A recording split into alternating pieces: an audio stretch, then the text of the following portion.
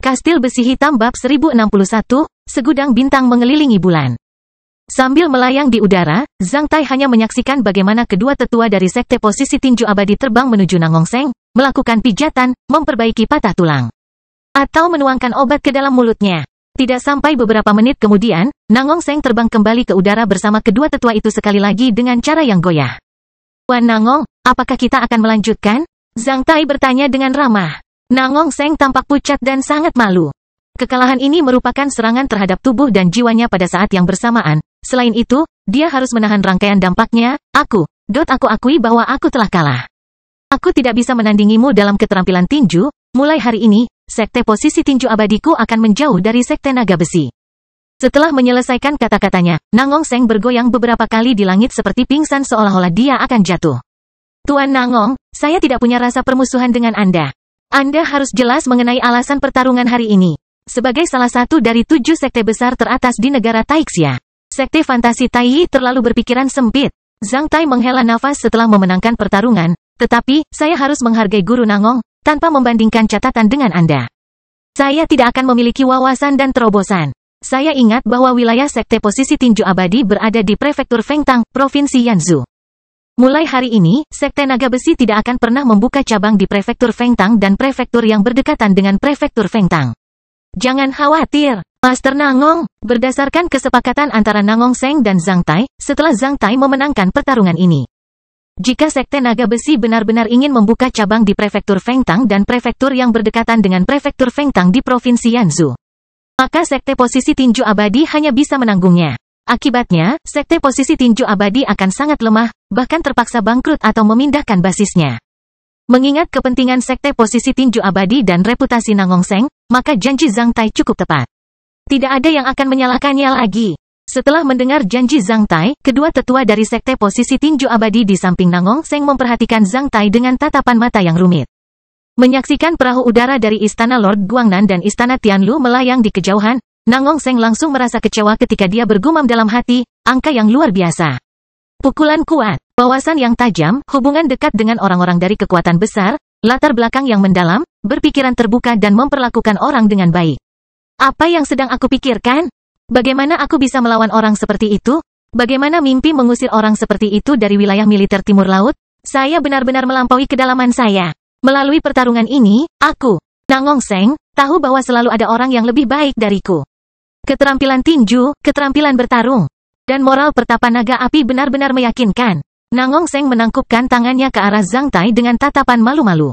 "Aku benar-benar tidak bisa lagi menghadiri upacara pembukaan Sekte Naga Besi, tapi di hari lain, Sekte Posisi Tinju Abadi pasti akan mengirimkan hadiah kepadamu. Berharap Sekte Naga Besi selamanya akan mematuhi hukum. Orang rendah hati ini akan pergi." Setelah mengatakan itu, Nangongseng segera berbalik dan terbang menuju Provinsi Yanzhou sebelum menerima balasan Zhang Tai. Kedua tetua dari Sekte Posisi Tinju Abadi juga menangkupkan tangan mereka ke arah Zhang Tai sebelum menindaklanjuti Nangongseng. Lihat punggung Nangongseng yang kesepian, Zhang Tai tidak tahu harus berkata apa. Dia hanya menghela nafas dalam hati, dunia ini benar-benar tidak bisa berjalan sesuai dengan keinginan seseorang. Nangongseng telah membuka Sekte Posisi Tinju Abadi selama 100 tahun dan menikmati prestise yang besar dalam Sekte Posisi Tinju Abadi untuk waktu yang lama. Selain itu, dia juga punya mencapai alam tertinggi dalam tinjunya, dia mengira dunia sedang berjalan di sekelilingnya. Dia pantas menerima kegagalan ini. Jika Nangongseng bisa belajar dari kegagalan ini, itu mungkin tidak buruk baginya dan perkembangan Sekte Posisi Tinju Abadi. Melihat punggung Nangongseng, Zhang Tai mengingatkan dirinya sendiri, saya tidak boleh merasa berpuas diri kapanpun. Tiba-tiba, dia mengendus aroma sementara tubuh yang lembut dan harum dilemparkan ke dalam buayannya ketika dia berkata dengan genit, "Saudara Cui, kamu terlalu menakuti budak yang rendah hati ini. Saya pikir kamu sudah mati." Bai Suxian berkata sambil menepuk-nepuk payudaranya yang montok di bawah jubah kekaisarannya seolah-olah dia akan menarik perhatian Zhang Tai kembali padanya. "Semangat yang luar biasa," Zhang Tai bersumpah dalam hati.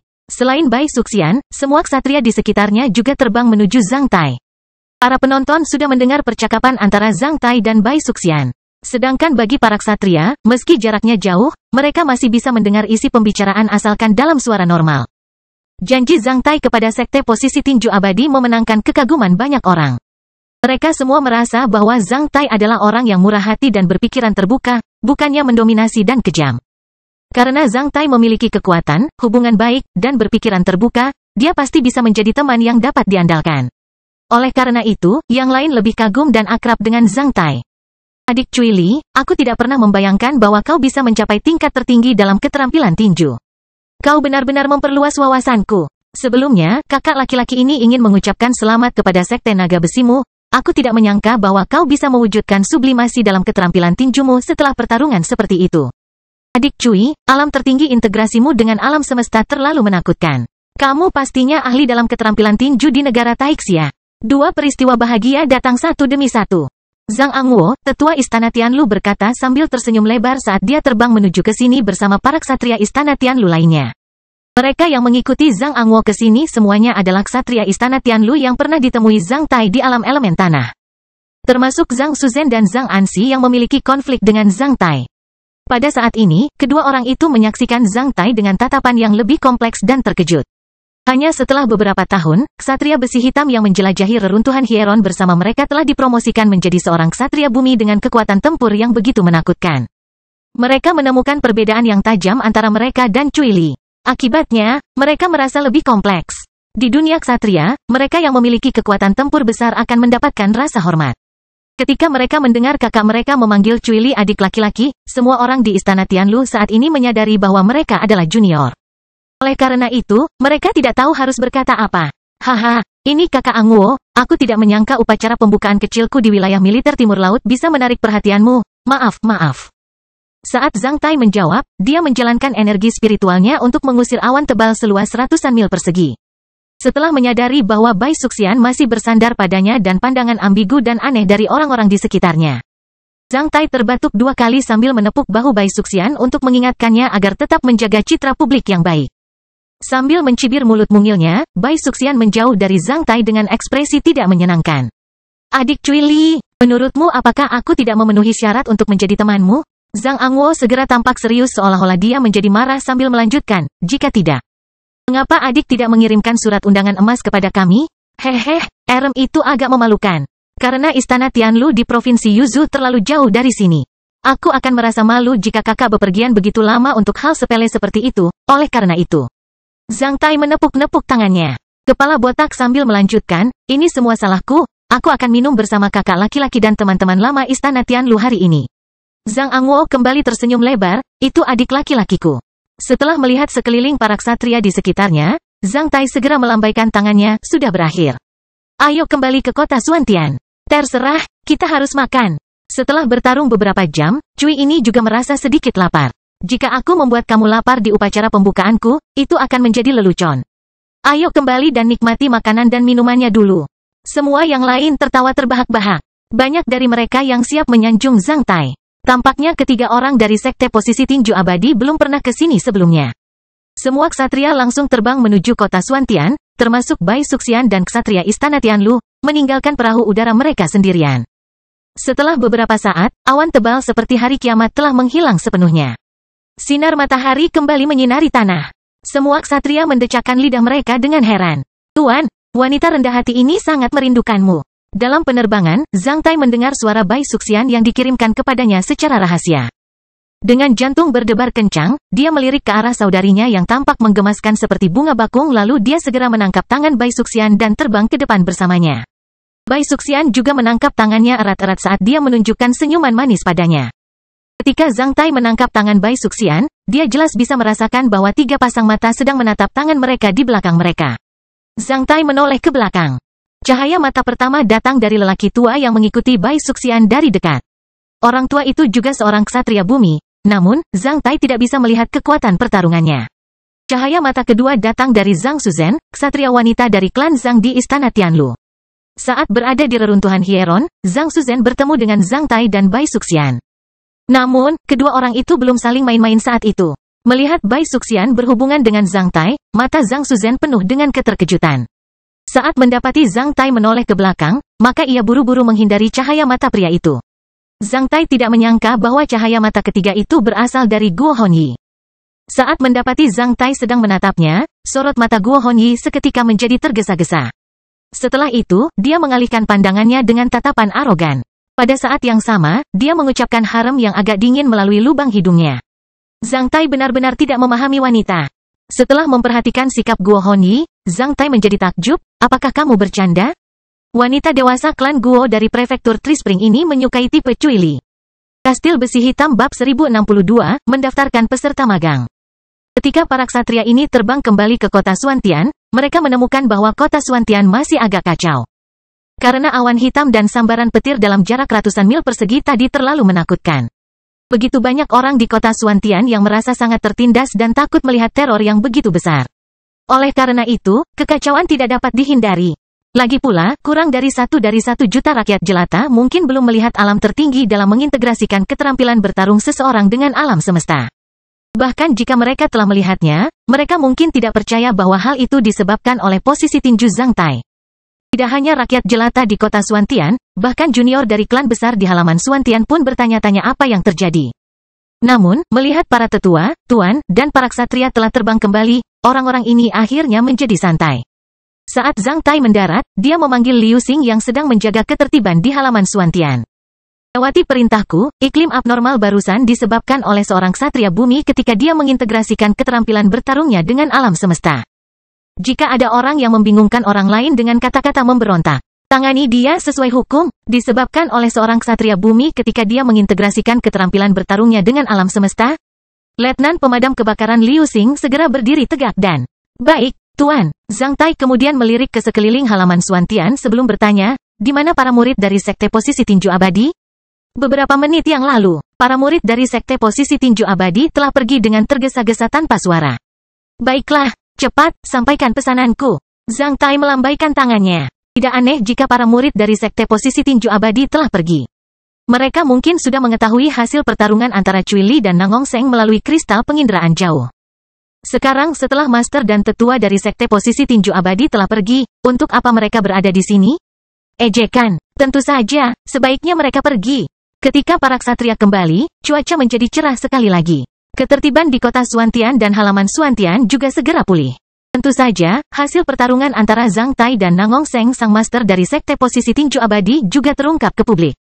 Setelah mengetahui hasil ini, terutama karena iklim abnormal yang ditimbulkan oleh pertapa naga api, seluruh kota Suantian termasuk halaman Suantian mendidih.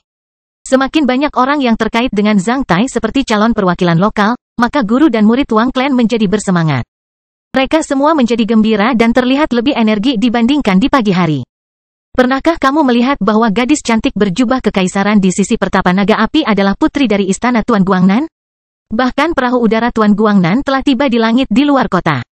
Lihatlah yang berwarna putih itu. Tampaknya kapal udara itu pertapa naga akan menjadi menantu Lord Guangnan.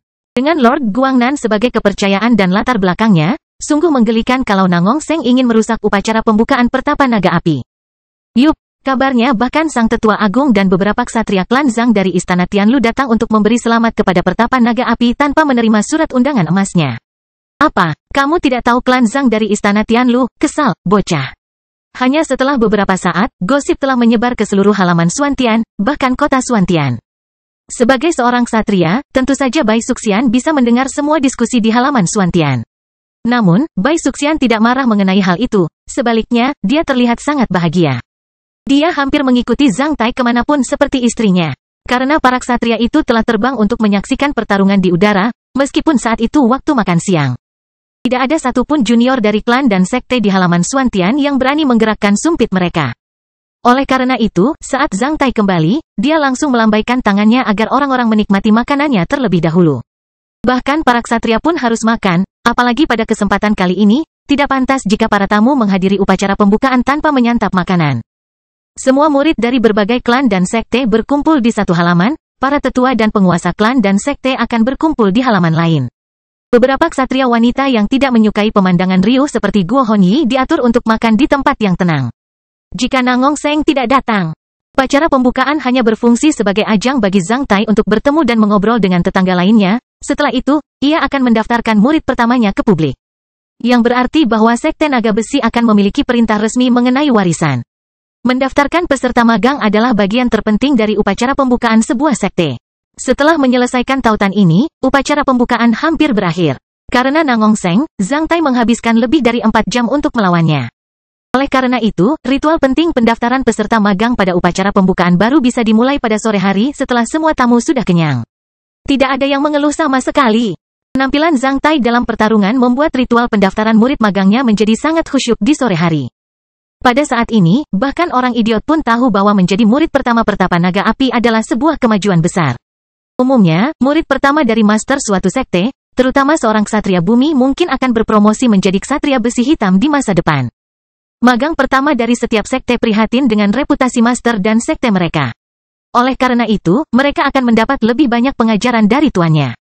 Akibatnya, mereka akan memiliki peran yang lebih besar dalam sekte mereka. Sebagai murid pertama dari Pertapa Naga Api, ahli dalam keterampilan tinju dengan latar belakang yang dalam.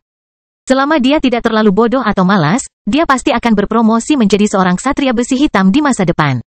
Seorang ksatria besi hitam yang mengolah sutra naga api tidak akan diabaikan oleh klan besar seperti klan Zhang dari Istana Tianlu. Namun, Pertapa Naga Api tidak mengungkapkan informasi apapun tentang pendaftaran muridnya terlebih dahulu. Para tetua dan master dari klan besar saat ini merasa cemas di dalam hati. Tujuan terpenting para tetua dan penguasa klan dan sekte besar membawa murid-murid junior mereka ke upacara pembukaan sekte naga besi adalah untuk mencoba peruntungan. Instruksi seorang ksatria bumi hanya bisa dinikmati oleh segelintir elit klan di antara klan-klan teratas di negara Taixia. Namun, masing-masing klan besar di negara Taixia memiliki ribuan murid langsung. Istana Tianlu mungkin memiliki ratusan ribu murid. Tanpa latar belakang seperti itu, bagaimana mereka bisa mendominasi suatu wilayah dan memenuhi syarat sebagai marga besar? Meski begitu, sangat sedikit dari murid klan ini yang dapat menerima instruksi dari tetua dan ksatria di sekte tersebut. Oleh karena itu, ketika salah satu pembangkit tenaga listrik tingkat ksatria akan membuka sekte atau mendaftarkan peserta magang, itu akan sangat ramai. Sekte dan klan besar merupakan sekutu alami di negara Taixia. Jika tuannya adalah seorang ksatria bumi yang mengembangkan metode rahasia tingkat markis, dia ditakdirkan untuk memiliki masa depan yang cerah. Murid-muridnya akan mendapatkan banyak manfaat darinya dan akhirnya menjadi andalan klan. Dengan tanah hadiah seluas lebih dari 1 juta mil persegi dan 10 kota, tuan ini pasti kaya. Murid-muridnya tidak akan pernah kekurangan sumber daya budidaya sebelum berpromosi menjadi ksatria. Karena dia bisa memahami inti dari keterampilan tinju di medan perang dan memasuki alam tingkat master. Itu juga berarti bahwa master ini memiliki pemahaman yang jauh lebih baik tentang keterampilan bertarung daripada orang biasa. Setelah diinstruksikan oleh master seperti itu, murid-muridnya pasti akan mengambil jalan pintas. Ini jelas merupakan keberuntungan terbesar bagi para junior itu untuk didaftarkan oleh master seperti muridnya. Terlebih lagi, Pertapa Naga Api sendirian, yang tidak diganggu oleh urusan keluarga seperti penguasa beberapa sekte, klan, atau ksatria. Sekalipun mereka yang berkeluarga dapat mendaftarkan diri sebagai peserta magang, mereka akan menghabiskan waktu yang terbatas untuk magang. Itu berarti bahwa Pertapa Naga Api akan menghabiskan sebagian besar waktunya untuk mengembangkan usaha sekte naga besi dan mengajar murid-muridnya. Jujur saja, hanya sedikit master sebaik Pertapa Naga Api yang dapat ditemukan di seluruh negara Taixia, apalagi di wilayah militer timur laut yang terpencil.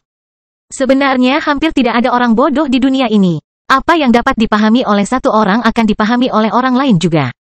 Oleh karena itu, pada sore hari, sebelum Pertapa Naga Api mendaftarkan murid-muridnya secara resmi, semua orang di halaman Suantian dari Sekte Naga Besi bahkan di kota Suantian ingin mengetahui siapa murid pertama yang menjadi muridnya. Oleh karena itu, suasana menjadi sunyi dalam sepersekian detik. Ketika ritual pendaftaran magang dimulai pada sore hari, Zhang Tai duduk di kursi yang terbuat dari emas murni dengan sikap yang sangat bermartabat di tempat tersebut dengan 2 anak laki-laki di masing-masing sisinya. Keempat anak laki-laki berjubah upacara Hua tampak polos dengan nampan yang terbuat dari perak murni di tangan. Ada kain sutra merah di setiap nampan. Pada setiap kain sutra merah terdapat benda yang berbeda-beda. Dari kiri ke kanan, masing-masing ada sikat bulu serigala besar yang terbuat dari emas murni, cinnabar emas, sekumpulan cangkir teh, dan teko teh yang terbuat dari emas murni. Banyak orang Wang Clan berdiri di belakang keempat anak laki-laki itu. Para tamu duduk di 2 sisi Zhang Tai di depannya. Tak lama setelah itu, para murid muda dari klan-klan ini akan memasuki tempat tersebut secara berkelompok untuk memberi selamat kepada Zhang Tai. Mereka yang disukai oleh Zhang Tai akan menjadi muridnya. Proses pendaftaran peserta magang pada upacara pembukaan suatu sekte mirip dengan sindiran menghidupkan naga yang dicat dengan memasukkan pupil matanya dan menyeratkan keberuntungan dan kebahagiaan. Oleh karena itu, disebut memasukkan naga. Kastil Besi Hitam Bab 1063, Magang Pertama Zhang Tai. Sambil duduk di kursi emasnya, Zhang Tai memandang ke arah kerumunan. Tempat itu cukup sunyi. Proses ini membuat semua orang saat ini gelisah. Sesuai jadwal, setelah beberapa saat, perwakilan muda dari masing-masing klan akan muncul secara berkelompok di depan pertapa naga api untuk mengucapkan selamat kepadanya. Jika Zhang Tai menyukai salah satu atau beberapa dari mereka, dia akan menunjuk ke dahi mereka dengan cinnabar emas di samping kuas emas itu dan mendaftarkannya sebagai muridnya. Tak lama setelah itu, mereka yang terpilih akan mengalami peningkatan status sosial secara tiba-tiba. Mereka yang dipilih oleh pertapa naga api akan mempunyai kesempatan untuk memperoleh kemajuan dalam bidang sastra. Pada saat ini, Wang Chongde, master dari klan Wang masuk ke tempat tersebut dan bertindak sebagai pembawa acara di tempat tersebut atas inisiatifnya sendiri. Ketika Wang Chongde hendak berteriak, semua anak muda dari masing-masing klan akan memberi selamat kepada pertapa naga api secara bergiliran. Zhang Tai tiba-tiba mengangkat tangannya. Melihat gerakan Zhang Tai, Wang Chongde menelan kembali kata-katanya. Zhang Tai fokus pada Liu Xing dan beberapa orang yang bertugas sebagai penjaga di belakang para tamu. Ketika Zhang Tai kembali ke wilayah karunia naga api, dia sudah mendapatkan cukup banyak asisten untuk mengadakan upacara pembukaan karena dukungan semua klan di wilayah karunia naga api. Oleh karena itu, 12 dari 19 petarung lapis baja hitam meninggalkannya sejak mereka kembali ke permukaan bumi dari alam elemen tanah karena berbagai alasan. Sebelumnya, para pejuang lapis baja hitam ini hanya membantu Zhang Tai meninggalkan alam elemen bumi dengan menggunakan kapal udara atas perintah Guan Qianchong untuk saat ini. Mereka sama sekali bukan bawahan Zhang Tai. Oleh karena itu, Zhang Tai tidak memaksa mereka untuk tetap tinggal. Selain itu, dia menyiapkan 200.000 koin emas untuk masing-masingnya agar mereka dapat meninggalkannya dengan bahagia. Namun, 7 dari 19 petarung lapis baja hitam tetap tinggal untuk mengikuti perintah Zhang Tai. Di antara 7 orang yang tinggal, Liu Xing adalah seorang pejuang LV9 yang telah melakukan pengabdian paling berjasa dengan jabatan resmi tertinggi di Benteng Singa. Oleh karena itu, lebih meyakinkan bagi Liu Xing untuk menjadi kepala dari 7 orang tersebut. Liu Xing, Zhao Bing, Wu Yinhui, Zhou Xiao, Ma Kuicheng, Ling Hu Biao, Sun Zan, kalian kemarilah. Saat Zhang Tai mengucapkannya, semua orang yang hadir menjadi terkejut ketika mereka berbalik untuk menyaksikan 7 pensiunan pejuang lapis baja hitam. Tim beranggotakan 7 orang juga merasa takjub karena mereka tidak tahu apa yang akan dibiarkan Zhang Tai mereka lakukan saat ini. Namun, setelah mendengarkan nama mereka dengan cepat berlari ke sini dari belakang kerumunan dan berdiri berjajar di depan Zhang Tai. Pertapa, apa yang bisa kami bantu? Liu Xing bertanya. Zhang Tai tersenyum ketika dia melihat ke arah 7 petarung lapis baja hitam. Liu Xing adalah orang yang tertutup dan mendalam. Meskipun dia tampak ramah, dia tegas di dalam. Zhao Bing berani dan agresif, Wu Yinhui sedikit arogan namun gigih, Zhou Xiao sama gagahnya dengan namanya, yang tidak mempertimbangkan akibat dari perbuatannya, Ma Kuicheng berpengalaman dan teliti. Ling Hu Biao diam namun baik hati, Sun Zan memiliki karakter yang terlalu mudah berubah namun tetap benar. Selain itu, Sun Zan adalah orang paling aktif di antara mereka dan sering bercanda dengan orang lain. Setelah tinggal bersama mereka begitu lama, Zhang Tai telah mengamati pergerakan semua orang sejak dia memasuki Airbot. Meskipun para petarung lapis baja hitam ini jelas memiliki temperamen yang berbeda, mereka memiliki satu kesamaan, yaitu, orang-orang ini setia pada negara Taixia. Karena mereka semua pernah mengalami medan perang di alam elemen tanah, mereka bukanlah seorang pengecut. Namun, seperti Liu Xing, mereka harus pensiun karena berbagai alasan.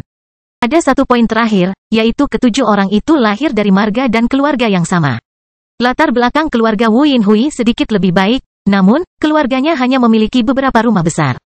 Pabrik, atau kelompok usaha kecil seperti para tiran lokal di 10 kota wilayah karunia naga api, yang tidak akan pernah bisa menandingi klan besar yang memiliki ksatria.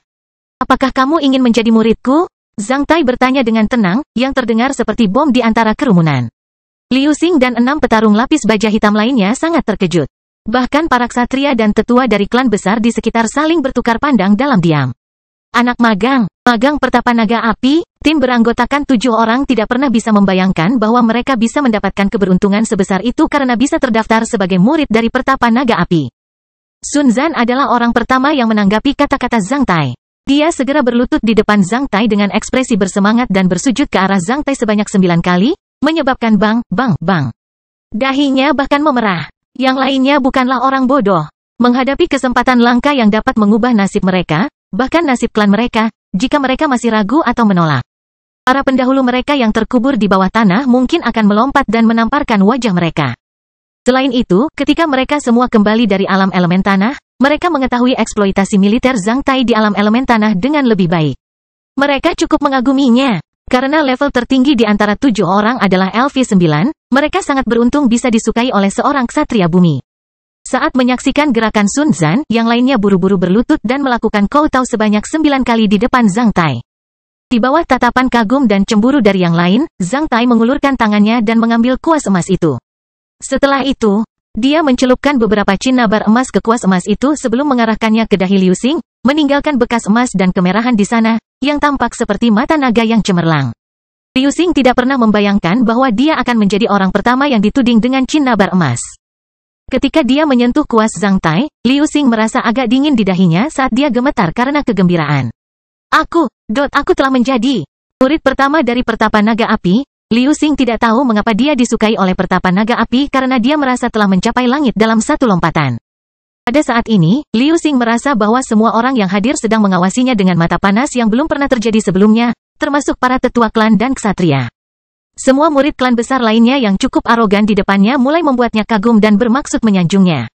Liu Xing merasakan desas-desus di benaknya saat seluruh tubuhnya menjadi panas. Ia merasa tidak nyata seperti berlutut di atas spons lembut. Mulai hari ini, Liu Xing, kau akan menjadi murid pertamaku. Semua murid Sekte Naga Besi akan menghormatimu sejak saat itu. Jangan mengecewakanku, penuhi harapanku. Zhang Tai memberitahu Liu Xing dengan ramah. Liu Xing pertama yang ditemui Zhang Tai telah berkorban di anak benua Wei. Orang itu adalah rekan seperjuangannya di Kam Darah Besi, oleh karena itu, Zhang Tai memilih Liu Xing kedua sebagai murid pertamanya untuk memperbaiki penyesalannya. Ya, Tuan, Liu Xing akan mengikuti instruksi Pertapa dengan serius. Dalam kesempatan publik ini, bahkan Liu Xing pernah mengalami situasi hidup atau mati di alam elemen tanah, tanpa sadar ia masih menjadi terkendali. Setelah mendengar kata-kata Zhang Tai, Liu Xing menjawab dengan tenang. Setelah itu, dia menemukan bahwa Zhao Bing diam-diam menarik ujung bajunya. Dia kemudian menyadari bahwa dia baru saja salah mengucapkannya, oleh karena itu, dia buru-buru mengoreksi perkataannya. Itu instruksi Tuan. Zhang Tai mengungkapkan senyuman saat dia dengan samar memicu pertempuran kinya dan menerbangkan sedikit cinnabar emas ke dahi 6 orang lainnya dengan mantap. Setelah mengarahkan cinnabar emas ke dahi 7 orang itu, 2 anak laki-laki bergerak maju, salah satu dari mereka menyajikan cangkir teh yang terbuat dari emas murni untuk Liu Xing. Yang lain membuatkan secangkir air teh untuknya. Sudah menjadi peraturan Taixia untuk bersujud dan menyajikan teh dalam ritual pendaftaran magang. Semakin besar sekte tersebut, peraturannya akan semakin ketat. Ritual pendaftaran murid dalam upacara pembukaan Sekte Naga Besi agak sederhana. Sedangkan untuk ritual penerimaan magang sekte lain, banyak sekali pembelajaran tentang persiapannya, pemilihan waktu dan tempat, air teh dan dagangannya. Semakin banyak aturan, semakin hati-hati mereka. Sikap hati-hati dapat membuat takut para peserta magang dan membuatnya tampak seperti ritual pendaftaran peserta magang. Sebelum ritual pendaftaran peserta magang tidak boleh makan daging. Selain itu, mereka harus membersihkan badannya dan tetap ikhlas selama 81 hari. Tentu saja, Liu Xing mengetahui aturan ini. Bahkan jika tidak ada yang mengajarinya hal itu, penduduk asli Hua pasti sudah terlalu banyak mendengar tentang hal itu. Bahkan anak-anak pun tahu tentang itu. Liu Xing maju beberapa langkah dengan berlutut dan mengangkat tinggi cangkir teh dengan kedua tangannya tanpa menumpahkan air apapun dari cangkirnya. Tuan, silakan minum. Setelah mengambil cangkir teh dan meminumnya, Zhang Tai mengembalikan cangkir teh itu kepada anak laki-laki di sampingnya. Berdiri, Liu Xing berdiri sebelum pindah ke belakang Zhang Tai. Namun, hanya setelah berlutut beberapa menit, ketika dia berdiri, dia merasa bahwa seluruh dunia berbeda. Dia merasa seperti terlahir kembali. Setelah Liu Xing, 6 orang lainnya menyajikan teh dengan tulus kepada Zhang Tai secara bergantian sambil berlutut. Setelah minum teh, 6 orang lainnya berdiri di belakang Zhang Tai. Seperti yang dirasakan Liu Xing, ke-6 orang itu juga merasa ingin memiliki kehidupan baru sejak saat itu. Ketika mengetahui bahwa murid pertama Zhang Tai tidak ada hubungannya dengan klan mereka, semua tetua dan ksatria saat ini merasa rumit. Setelah mengetahui bahwa murid-murid mereka kehilangan kualifikasi untuk menjadi murid pertama Pertapa Naga Api, banyak orang yang sedikit banyak merasa iri. Namun, ketika mereka mengetahui bahwa klan lain juga kehilangan kualifikasi, mereka perlahan memulihkan ketenangan mereka sekali lagi. Mereka semua tahu tentang pekerjaan 7 orang di pihak Pertapa Naga Api, namun, mereka tidak pernah bisa membayangkan bahwa Pertapa Naga Api bisa mendaftarkan mereka sebagai muridnya. Mengingat hal ini, mereka merasa bahwa Pertapa Naga Api itu sangat penyayang, oleh karena itu, mereka merindukan hal-hal berikut. Kastil Besi Hitam Bab 1064, memasukkan naga dengan kuas emas. Setelah 7 petarung lapis baja hitam dipilih sebagai peserta magang, junior dari klan utama naik ke panggung secara bertahap. Bahkan murid dari para tetua dan master dari beberapa sekte kecil telah naik ke atas panggung. Sebenarnya, tidak ada metode rahasia di wilayah militer Timur Laut yang dapat menandingi Sutra Naga Api mengingat tingkat metode rahasianya. Tentu saja, para tetua dan master dari sekte kecil itu ingin murid mereka sendiri membuat kemajuan lebih lanjut. Seperti kata pepatah lama, air mengalir ke bawah, manusia lebih suka pergi ke tempat yang lebih tinggi. Meskipun terdapat kompetisi antar sekte, sudah menjadi hal yang lumrah jika para murid dari tetua dan guru dari sekte kecil mengakui guru dari sekte besar sebagai guru mereka sendiri di negara Taixia. XXX berharap Pertapa Naga Api menjalankan cakra abadi selamanya dan memiliki sekte yang kokoh selamanya. XXX berharap Pertapa Naga Api memiliki basis budidaya yang bertahan lama dan kokoh serta pengaruh yang lebih besar. Semua murid muda membusungkan dada dan mengucapkan kata-kata baik yang hampir sama. Pada saat yang sama, mereka merasa gugup dan rindu untuk dipilih oleh Pertapa Naga Api agar menjadi benar-benar berbeda sejak saat itu. Duduk di kursi emas. Zhang Tai bahkan bisa merasakan detak jantung para pemuda yang semakin meningkat, suhu yang meningkat di wajah mereka, dan pembuluh darah yang tiba-tiba terstimulasi atau menyempit. Semua remaja putra tampak bersemangat dan bersemangat. Mereka harus menjadi elit dari setiap sekte. Karena rata-rata klan terlalu lemah, mereka tidak akan pernah disukai oleh Pertapa Naga Api, rata-rata klan dan majikan mereka tidak akan menghadiri upacara pembukaan ini sama sekali. Pada saat ini, klan dan sekte besar sudah saling bersaing satu sama lain. Perwujudan para elit junior mereka seperti parade di depan Pertapa Naga Api. Murid junior itu terdiri dari laki-laki dan perempuan. Kebanyakan dari mereka berusia di bawah 40 tahun. Sedangkan bagi rakyat jelata, mereka sudah tidak muda lagi di usia 40-an, namun di dunia kultivator, karena kultivator bisa memiliki umur yang lebih panjang dibandingkan orang biasa, wajar jika mereka mencapai tingkat 9 di usia 40-an. Dapat dikatakan bahwa mereka baru saja memasuki jalan resmi budidaya pada usia ini. Di dunia ksatria, selain orang aneh seperti Zhang Tai, mereka yang bisa berpromosi menjadi ksatria bumi sebelum berusia 100 tahun pasti memiliki bakat yang luar biasa. Di hadapan para ksatria bumi, para pembudidaya berusia 40-an ini seperti anak-anak di taman kanak-kanak di mata para profesor di universitas. Kesenjangan tajam di antara mereka tidak dapat diatasi. Hanya sedikit dari mereka yang berusia di atas 40 tahun, seperlima di antaranya berusia antara 30 sampai 40 tahun. Sebagian besar elit junior berusia 20-an atau 30-an, yang hampir setua Zhang Tai. Orang-orang ini merupakan sebagian besar murid di setiap klan dan sekte, seperlima sisanya berusia antara 10 hingga 20 tahun. Orang-orang ini memasuki panggung dengan gugup dengan mata mereka yang berkedip-kedip. Beberapa dari mereka menatap langsung ke mata Zhang Tai sambil berpura-pura tenang. Beberapa dari mereka bahkan tidak berani memandang Zhang Tai. Zhang Tai mengingat kembali masa semester terakhir di kota Black Hawk ketika dia akan menghadapi pilihan hidupnya. Selama periode itu, situasi Zhang Tai sangat mirip dengan para kultivator junior ini. Karena kacau, mereka menunggu keputusan nasib mereka dengan cara yang intens dan mengasyikkan. Meskipun orang-orang di depannya jauh lebih mulia daripada Zhang Tai ketika dia berada di kota Black Hawk, mereka mungkin memiliki suasana hati yang sama dengan Zhang Tai pada periode itu. Urutan murid junior klan sesuai dengan urutan kursi para tetua dan penguasa klan dan sekte yang sangat diperhatikan. Itu pada dasarnya diatur menurut keseluruhan kekuatan dan pengaruhnya. Para murid junior dengan kekuatan dan pengaruh yang lebih besar secara keseluruhan bisa datang ke depan Zhang Tai lebih awal. Semua orang yang saat ini memahaminya. Tentu saja, kelompok pertama berasal dari klan Zhu dengan gubernur provinsi Yanzhou. Zhu Dabiao adalah anggota pertama klan Zhu yang dikenal Zhang Tai. Yang lebih menarik lagi, mungkin para tetua klan Zhu ingin Zhu Dabiao mengalami peristiwa luar biasa ini dan bertemu dengan Pertapa Naga Api. Zhu Dabiao juga termasuk dalam kelompok kultivator junior klan Zhu. Namun, Zhu Dabiao terlihat cukup lembut dalam kostum berseragam yang dirancang khusus untuk kultivator junior klan Zhu. Penampilannya saat ini tidak ada hubungannya dengan penampilan seorang playboy ketika dia berada di kota Yuzhou, prefektur Yanghe. Hanya Zhang Tai yang akrab dengannya yang bisa mengetahui bahwa pria ini sedang mengintip murid perempuan muda cantik dari klan lain. Zhu Dabiao tidak menarik perhatian di antara murid-murid junior klan Zhu. Tetua Zhu mungkin tahu bahwa Zhu Dabiao hanyalah orang biasa. Oleh karena itu, mereka mengatur agar dia berdiri di satu sisi tim kultivator junior klan Zhu. Sebaliknya, anggota yang berada di tengah tim jauh lebih baik daripada Zhu Dabiao mengingat penampilan dan kekuatan bertarung mereka. Melihat Zhang Tai meliriknya dengan santai, Zhu Dabiao merasa terkena kekuatan yang luar biasa. Rasanya lebih kuat daripada kakeknya. Tiba-tiba, Zhu Dabiao sangat ketakutan hingga jantungnya berdebar kencang. Di saat yang sama, wajahnya menjadi pucat pasi. Dia tidak berani bertemu Zhang Tai lagi. Haha, pria yang lucu sekali.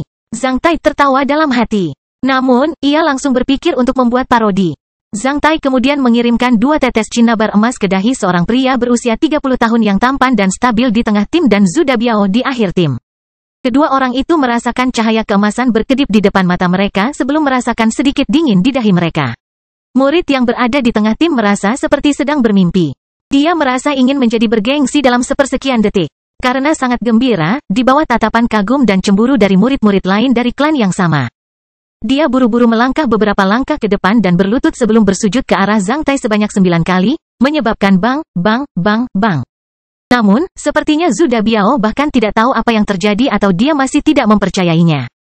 Dia hanya merasa anggota tim yang lain mengawasinya dengan tatapan aneh dalam sepersekian detik. Dusebak, Zhu Dabiao, berlutut dan bersujud di depan tuanmu. Apa yang kamu lihat? Apakah kamu menunggu tendanganku? Suara cemas Zhu Elder terdengar di telinga Zhu Dabiao. Zhu Dabiao segera gemetar seperti disiram air dingin ke tubuhnya. Setelah berpikiran jernih, dia buru-buru berlutut dan bersujud 10 kali ke arah Zhang Tai. Setelah melakukan itu, dia masih belum bisa menerima kenyataan, kenapa ini aku, kenapa itu aku? Apakah karena aku tidak memecat gadis perawan kecil di gedung Fragrance Reading yang diangkut dari anak benua Golden Rock dan membelinya serta membebaskannya dari niat baik beberapa hari yang lalu? Murid Pertapa Naga Api, FCK, aku kaya sekarang. Saya akan melihat siapa yang berani mengatakan bahwa saya tidak berguna di rumah mulai hari ini. Zhu Dabiao menjadi liar karena kegembiraan di dalam hatinya karena dia merasa sangat beruntung hari. Melihat Zhu Yuanxing berdiri setelah menyajikan teh kepada Pertapa Naga Api, sebelum seorang murid Wang memberinya cangkir teh, Zhu Dabiao buru-buru pindah ke sana dengan berlutut. Saat melihat pemandangan ini, para tetua Zhu menutup mata mereka dengan kesakitan. Meskipun berlutut, bersujud dan menyajikan teh kepada Pertapa Naga Api, Zhu Yuanxing. Murid lain dari klan Zhu yang terpilih berperilaku serius dan bermartabat ketika berbicara tentang Zhu Dabiao. Tetua Zhu merasa seperti melihat seekor anjing mendorong Pertapa Naga Api sambil menjulurkan lidahnya. Syukurlah, Zhu Dabiao mengakui Pertapa Naga Api sebagai seorang master yang tidak terlalu peduli dengan etika. Oleh karena itu, penampilan Zhu Dabiao tidak terlalu memalukan dan bahkan membuat Zhu Elder sedikit tenang. Apa yang membuat tetua Zhu tertekan adalah dia tidak tahu mengapa Pertapa Naga Api memilih Zhu Dabiao si brengsek. Apakah itu takdirnya? Ketika Zhu Dabiao menyajikan teh untuk Pertapa Naga Api, dia diam-diam mengangkat kepalanya dan melirik Zhang Tai. Tak terbayangkan, dia menemukan bahwa Zhang Tai sedang menatapnya pada saat yang sama. Zhu Dabiao menjadi sangat ketakutan hingga dia hampir menumpahkan air teh dari cangkir tehnya. Namun, ketika tangannya gemetar, Pertapa Naga Api dengan santai mengambil cangkir teh dan meminumnya dengan cepat agar dia merasa malu. Setelah mengangkatnya dari tanah, Zhu Dabiao merasa Pertapa Naga Api sedang mengawasinya dengan tatapan agak aneh. Namun, dia tidak terlalu memikirkan hal itu, dia hanya merasa pusing. Setelah klan Zhu, giliran klan Qian dengan gubernur provinsi Tongzhou. Meskipun kekuatan keseluruhan klan Qian sedikit lebih lemah dibandingkan istana Huaiyuan, mereka berakar lebih lama di provinsi Tongzhou dan memiliki pengaruh yang lebih besar di provinsi Tongzhou. Selain itu, provinsi Tongzhou lebih makmur dibandingkan provinsi Yuzhou. Oleh karena itu, klan Qian berada di peringkat kedua, diikuti oleh klan Zhang dari istana Huaiyuan. Itu masuk akal. Setidaknya, setiap klan merasa baik. Tak seorang pun akan berkomentar bahwa sekte naga besi itu sombong. Jumlah kultivator junior klan Qian hampir sama banyaknya dengan klan Zhu. Sebenarnya, klan Qian memiliki lebih banyak kultivator junior perempuan dibandingkan klan Zhu. Selain itu, para kultivator wanita klan Qian adalah yang terbaik dalam hal penampilan dan temperamen. Zhang Tai juga memilih 2 kultivator junior dari klan Qian, yaitu wanita jangkung dan cantik di tengah-tengah tim dan yang terakhir kecuali satu pemuda dengan penampilan yang sama. Seperti 2 orang yang terpilih dalam tim klan Zhu, 2 orang yang terpilih dalam tim klan Qian juga bersemangat, namun mereka masih dengan lancar menyelesaikan ritual untuk secara resmi mengakui Pertapa Naga Api sebagai tuan mereka. Tuan, tampaknya murid perempuan klan Qian telah mempersiapkan diri dengan baik. Saat dia secara resmi mengakui Anda sebagai gurunya, dia memikirkan apakah dia bisa menghangatkan tempat tidur untuk Anda. Bai Suxian mengejek Zhang Tai secara rahasia. Zhang Tai melirik Bai Suxian yang duduk diam di kejauhan dan menemukan bahwa Bai Suxian menunjukkan senyuman lebar. Hentikan omong kosongmu, jika tidak, aku akan menghajarmu di tempat tidur. Tuan, ayolah, budak yang rendah hati ini tidak sabar menunggu hal itu. Bagaimana kalau memanggil murid perempuan ini bersama-sama? Guru bisa berkultivasi bersama dengan murid perempuan ini. Di mata budak yang rendah hati ini, murid perempuan ini masih perawan. Apakah Anda tertarik di dalamnya? Klan Qian pasti merindukan hal itu. Semangat yang luar biasa. Setelah klan Qian, giliran klan Zhang dari istana Huaiyuan. Zhang Clan menerima 2 surat undangan emas, Istana Huaiyuan dan Zhang yang masing-masing menerima 1. Oleh karena itu, menurut etika, klan Zhang akan memberi selamat kepada Pertapa Naga Api dalam 2 tim. Tim pertama berasal dari Istana Huaiyuan. Zhang Tai melirik murid junior Zhang Clan dan memilih 2 di antara mereka. Tim kedua hanya berisi 2 orang, yakni 2 keponakannya, Zhang Chengsu dan Zhang Chengs. Dibandingkan tim-tim sebelumnya yang selalu berisi puluhan orang, Zhang Chengsu dan Zhang Chengs adalah tim termuda dan paling menarik perhatian. Cabang di Istana Huaiyuan Kota Jinwu berharap Pertapa Naga Api menjalankan cakra abadi selamanya dan memiliki sekte yang kokoh selamanya. Zhang Chengsu dan Zhang Chengs kemudian membungkuk ke arah Zhang Tai dengan anggun. Meskipun mereka sedikit lebih muda dari Zhang Chengan, kakak laki-laki tertua mereka sudah berusia 12 tahun. Zhang Tai samar-samar bisa melihat ekspresi kakak laki-lakinya dari wajah mereka. Tentu saja, kedua juniornya tidak mengetahui bahwa Pertapa Naga Api adalah paman mereka. Zhang Tai menghela nafas dengan emosi di dalam. Tak lama setelah itu, dia mengirimkan 2 tetes cinnabar emas ke dahi kedua orang itu. Saat menyaksikan Zhang Tai memilih 2 murid Istana Huaiyuan lainnya. Semua murid lainnya yang hadir menghela nafas dalam hati. Apa? Bagaimana klan Zhang dari Istana Huaiyuan bisa seberuntung itu? Pertapa Naga Api hanya mendaftarkan 2 orang dari klan Zhu dan klan Qian, namun, dia mendaftarkan 4 orang dari Istana Huaiyuan. Tampaknya Pertapa Naga Api sangat menyukai Istana Huaiyuan. Semua orang menghela nafas dengan penuh emosi ketika mereka memikirkan alasan mengapa Pertapa Naga Api sangat menyukai Istana Huaiyuan. Karena kota Xuantian berada di Provinsi Yuzhou, Pertapa Naga Api sangat peduli pada klan Zhang. Karena obat-obatan serbaguna dan grup bisnis Jinwu di kota Jinwu yang menarik perhatian Pertapa Naga Api. Karena kedua anak itu mempunyai seorang paman bernama Zhang Tai yang reputasinya terkenal di kalangan manusia dan akan mendapatkan kembali kebebasannya, atau semua alasan di atas. Zhang Tai tidak tahu apa yang mereka pikirkan, namun, semua orang saat ini berpikir bahwa mereka sudah mengetahui alasannya. Setelah Zhang Chengsu dan Zhang Chengs, giliran junior klan Lu dari prefektur spiritual Mapel. Zhang Tai juga memilih 2 murid dari mereka. Setelah Zhang Tai memilih murid-murid Lu Clan, mereka yang berada di auditorium menemukan sesuatu. Yaitu, Zhang Tai tidak hanya memilih mereka yang berada di tengah-tengah tim, dia juga akan memilih tim-tim akhir yang tidak terlihat menonjol. Selain itu, selain klan Zhang, Pertapa Naga Api juga akan memberikan perhatian khusus pada klan yang memiliki Ksatria Bumi.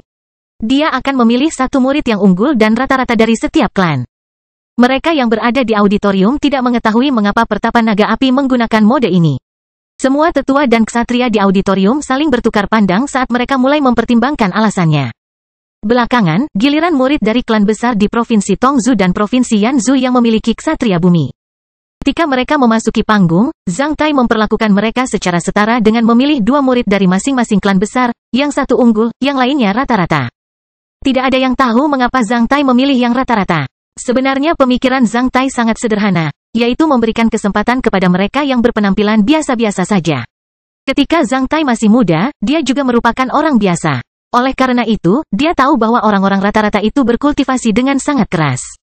Setelah memilih peserta magang dari klan besar dengan Ksatria Bumi, Zhang Tai akan mulai memilih peserta magang dari klan dengan Ksatria Besi Hitam.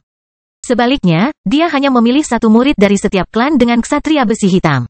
Ketika semua orang yang hadir berpikir bahwa mereka telah mengetahui aturan Pertapa Naga Api, Zhang Tai memilih 7 murid dari klan Wang dari Istana Yusun, kota Ningan di bawah tatapan kaget dan tidak dapat dipercaya dari semua tamu, yang mengejutkan seluruh tempat mereka dan Xuantian. Kota secara keseluruhan. Kastil Besi Hitam bab 1065, lebih dari 100 peserta magang. Saat ini, klan Wang dari Istana Yusun, kota Ningan luar biasa cemerlang. Setelah terus-menerus menyediakan bubur gratis di kota Ningan selama lebih dari 70 tahun, Wang Clan akhirnya mendapat kompensasi. Pertapa Naga Api memasukkan 2 naga dari setiap klan dengan Ksatria Bumi dan 1 naga dari setiap klan dengan Ksatria Besi Hitam.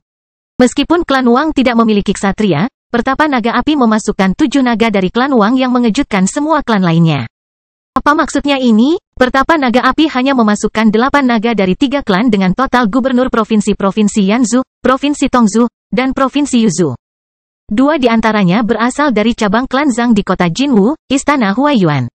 Yang mengindikasikan Pertapa Naga Api menyukai klan Zhang dari Istana Huaiyuan dan Singa dari Provinsi Yuzhou yang terkenal di seluruh negara Taixia. Namun, dia memasukkan 7 naga dari klan Wang, yang hampir menyamai jumlah total naga yang dimasukkan dari 3 klan dengan gubernur provinsi. Jika 2 naga yang dimasukkan dari cabang kota Jinwu tidak dimasukkan, Klan Wang bahkan akan memiliki satu naga lebih banyak daripada jumlah total naga yang dimasukkan oleh pertapa naga api dari klan Zhu, klan Qian, dan klan Zhang. 90 tahun yang lalu, Wang Clan memiliki seorang ksatria besi hitam yang merupakan pendiri istana Yusun Wang Clan. Namun, seperti bagaimana klan-klan yang memiliki ksatria itu berkembang dan layu, lebih dari 70 tahun yang lalu, ksatria besi hitam dari klan Wang itu terbunuh di alam elemen tanah. Sejak saat itu, potensi momentum perkembangan Wang Clan berhenti tiba-tiba. Meskipun Wang Clan tidak sepenuhnya menolak, mereka hanya menjaga usaha nenek moyang mereka. Setelah nenek moyang klan Wang meninggal di alam elemen tanah, klan Wang berpegang pada ideologi bahwa keluarga yang selalu berbuat baik pasti mendapat keberuntungan dan mulai berbuat baik dengan memberikan bubur gratis dan membangun jembatan serta jalan. Mereka telah melakukan hal itu selama lebih dari 70 tahun tanpa henti. Hari ini, Wang Clan akhirnya menerima kompensasi mereka.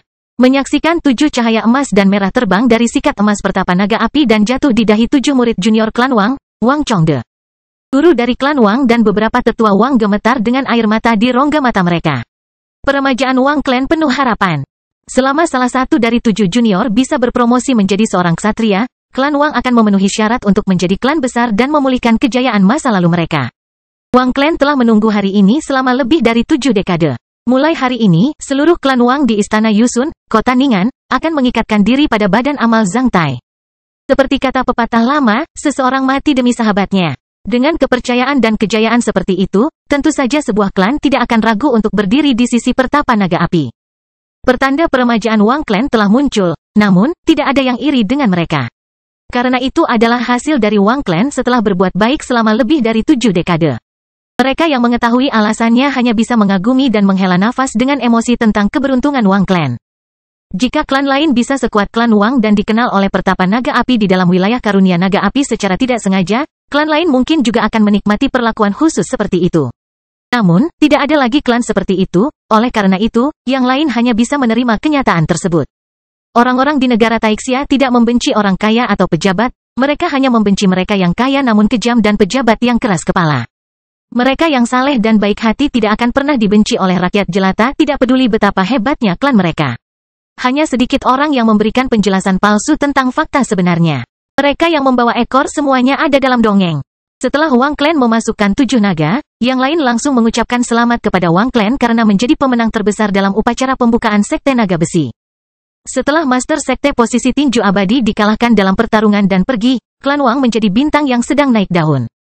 Naik turunnya menjadikan upacara pembukaan ini istimewa dan membawa lebih banyak topik dan pemikiran kepada para tamu saat ini. Itu mungkin kehendak Tuhan. Zhang Tai memilih 4 pria dan 3 wanita. Yang tertua di antara 7 anjing yang beruntung berusia di atas 30 tahun, yang termuda di antara mereka baru berusia 16 tahun. Level mereka bervariasi dari LV4 hingga LV8. Zhang Tai tidak peduli apa yang dipikirkan orang lain. Setelah mendaftarkan 7 murid Wang Clan, dia terus memasukkan naga. 1 orang dari klan Lu, kota Dasang, prefektur Gaoping di provinsi Yanzhou dipilih.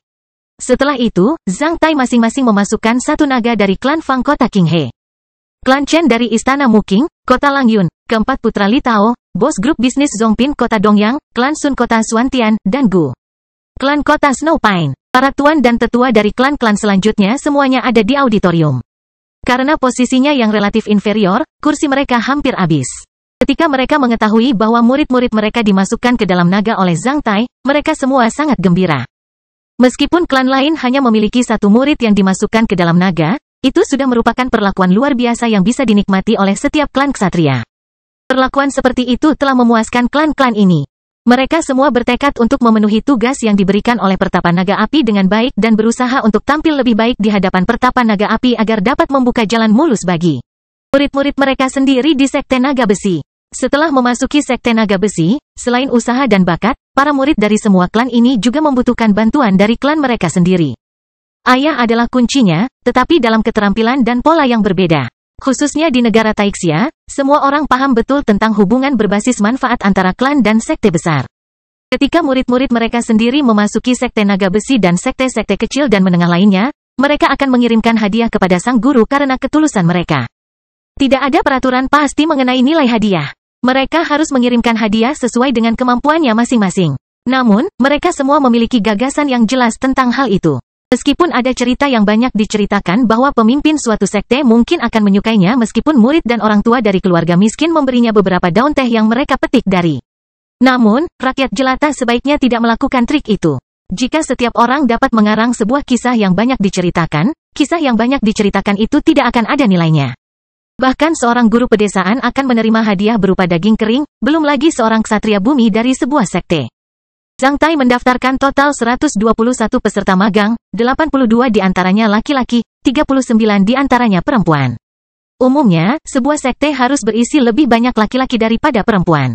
Setelah 121 secara resmi mengakui tuan mereka semua berdiri di belakang Zhang Tai sesuai dengan perintah agar mereka dimasukkan ke dalam naga sambil mencoba memulihkan ketenangan mereka. Karena Liu Xing adalah murid pertama pertapa naga api, maka ia berdiri dekat di belakang Zhang Tai sebagai murid paling istimewa di antara semua murid Zhang Tai.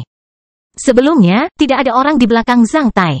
Sekarang, setelah begitu banyak murid berdiri di belakangnya dan Zhang Tai duduk di kursi emas dengan cara yang begitu murah hati, sekte naga besi segera menjadi megah dan mengesankan. Mulai hari ini, akankah nasib 121 orang di belakangku terhubung dengan nasibku sendiri? Karena ini adalah pertama kalinya dia mendaftarkan murid magang, Zhang Tai juga merasa agak aneh. Sebenarnya, beberapa peserta magang bahkan lebih tua dari Zhang Tai sendiri.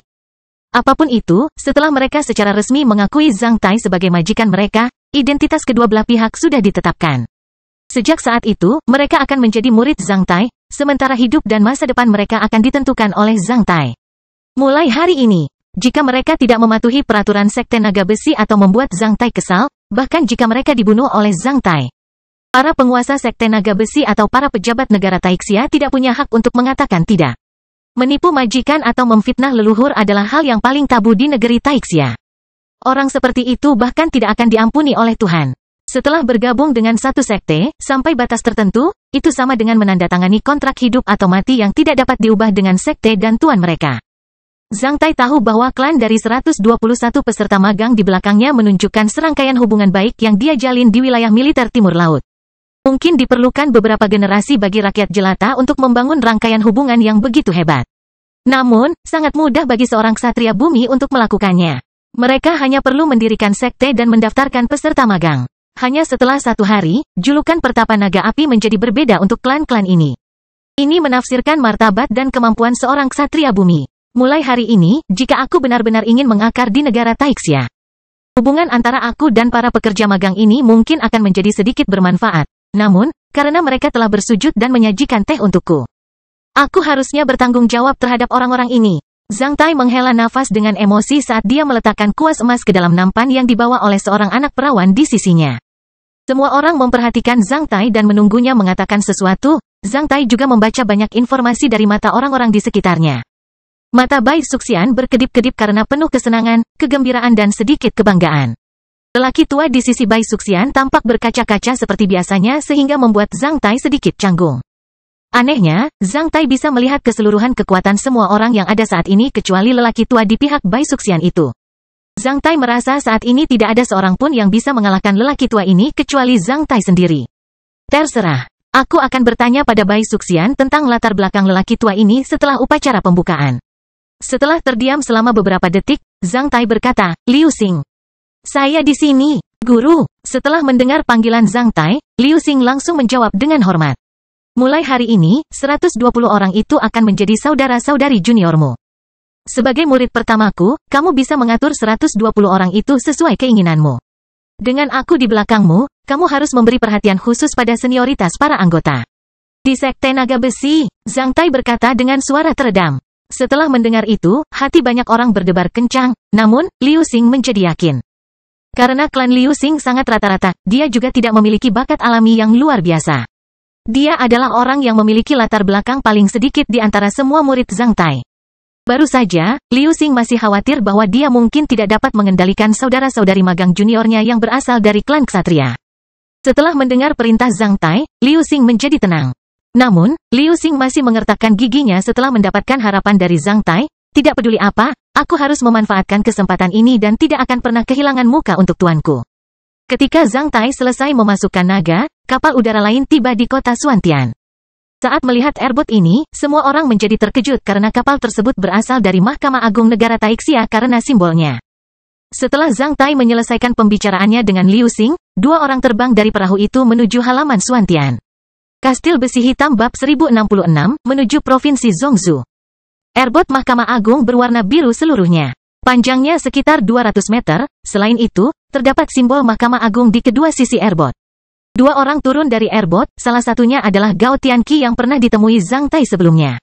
Ketika Zhang Tai melihat Gao Tianqi untuk pertama kalinya, dia tinggal bersama Feng Changwu. Kemudian, Zhang Tai melihatnya di anjungan macan putih ketika Zhang Tai mengetahui bahwa pemuda tersebut adalah kepala pengawal Komandan Cheng Honlie dari wilayah militer Timur Laut. Dia adalah bawahan terpercaya Komandan Cheng yang memiliki masa depan cerah. Orang lain yang terbang dari airbot bersama Gao Tianqi adalah seorang ksatria bumi yang diberi kinya. Dia lebih tua dari Gao Tianqi. Dalam seragam resmi Mahkamah Agung di negara Taixia dan mahkota standar Shizi, dia memiliki alis dan mata yang ramping dan tampak serius. Saat menyaksikan Gao Tianqi dan seorang ksatria bumi dari Mahkamah Agung terbang ke arahnya, Zhang Tai hampir mengira bahwa mereka ada di sini untuk menangkapnya. Namun, setelah memikirkannya sebentar, dia melupakan pemikiran tersebut. Apakah kamu bercanda? Selain kakak laki-lakiku, tidak ada orang lain yang mengetahui identitas asliku. Selain itu, meskipun Mahkamah Agung Negara Taixia akan menangkap saya, mereka tidak akan pernah melakukan hal itu saat ini.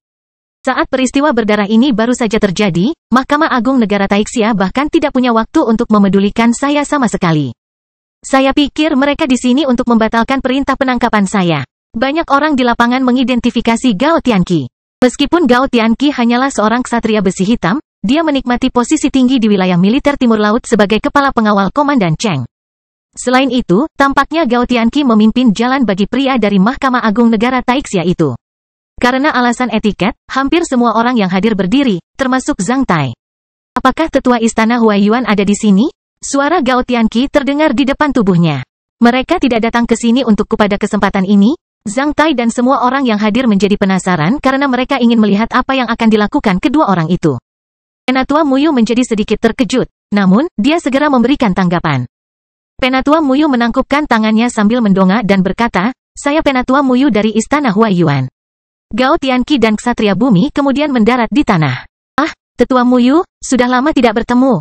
Gao Tianqi memuji Penatua Muyu sambil tersenyum sebelum mengangguk ke arah yang lain saat ini.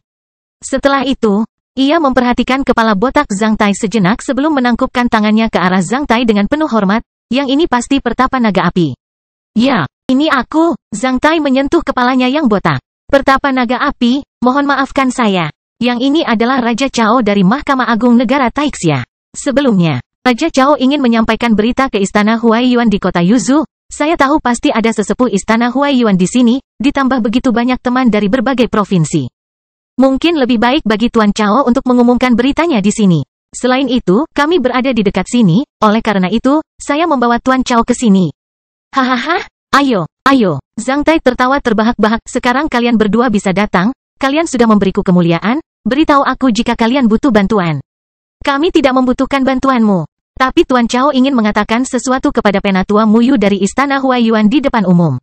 Silakan. Ketika Zhang Tai berbicara dengan Gao Tianqi, Lord Chao dari Mahkamah Agung Negara Taixia telah memperhatikan Zhang Tai dengan cermat sebelum melihat 18 mutiara rahasia di kejauhan.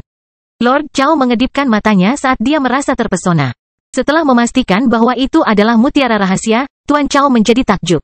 Zhang Tai tahu bahwa Tuan Chao telah mengidentifikasi latar belakang mutiara rahasia ini. Silakan, Tuan Chao. Penatua Muyu menangkupkan tangannya ke arah Tuan Chao dari Mahkamah Agung tanpa sikap baik atau dingin. Sejak Zhang Tai dijebak dan melarikan diri, hubungan antara istana Huaiyuan dan Mahkamah Agung tidak sedekat dan sedingin apa yang dilakukan tetua Muyu saat ini. Lord Chao melihat sekeliling sebelum berkata dengan keras dengan sengaja agar semua orang yang hadir dapat mendengarnya. Saya di sini untuk memberitahu klan Zhang dari istana Huaiyuan atas nama Mahkamah Agung Negara Taixia bahwa Penatua Zhang Musen, yaitu perintah Zhang Tai untuk penangkapan telah resmi dibatalkan.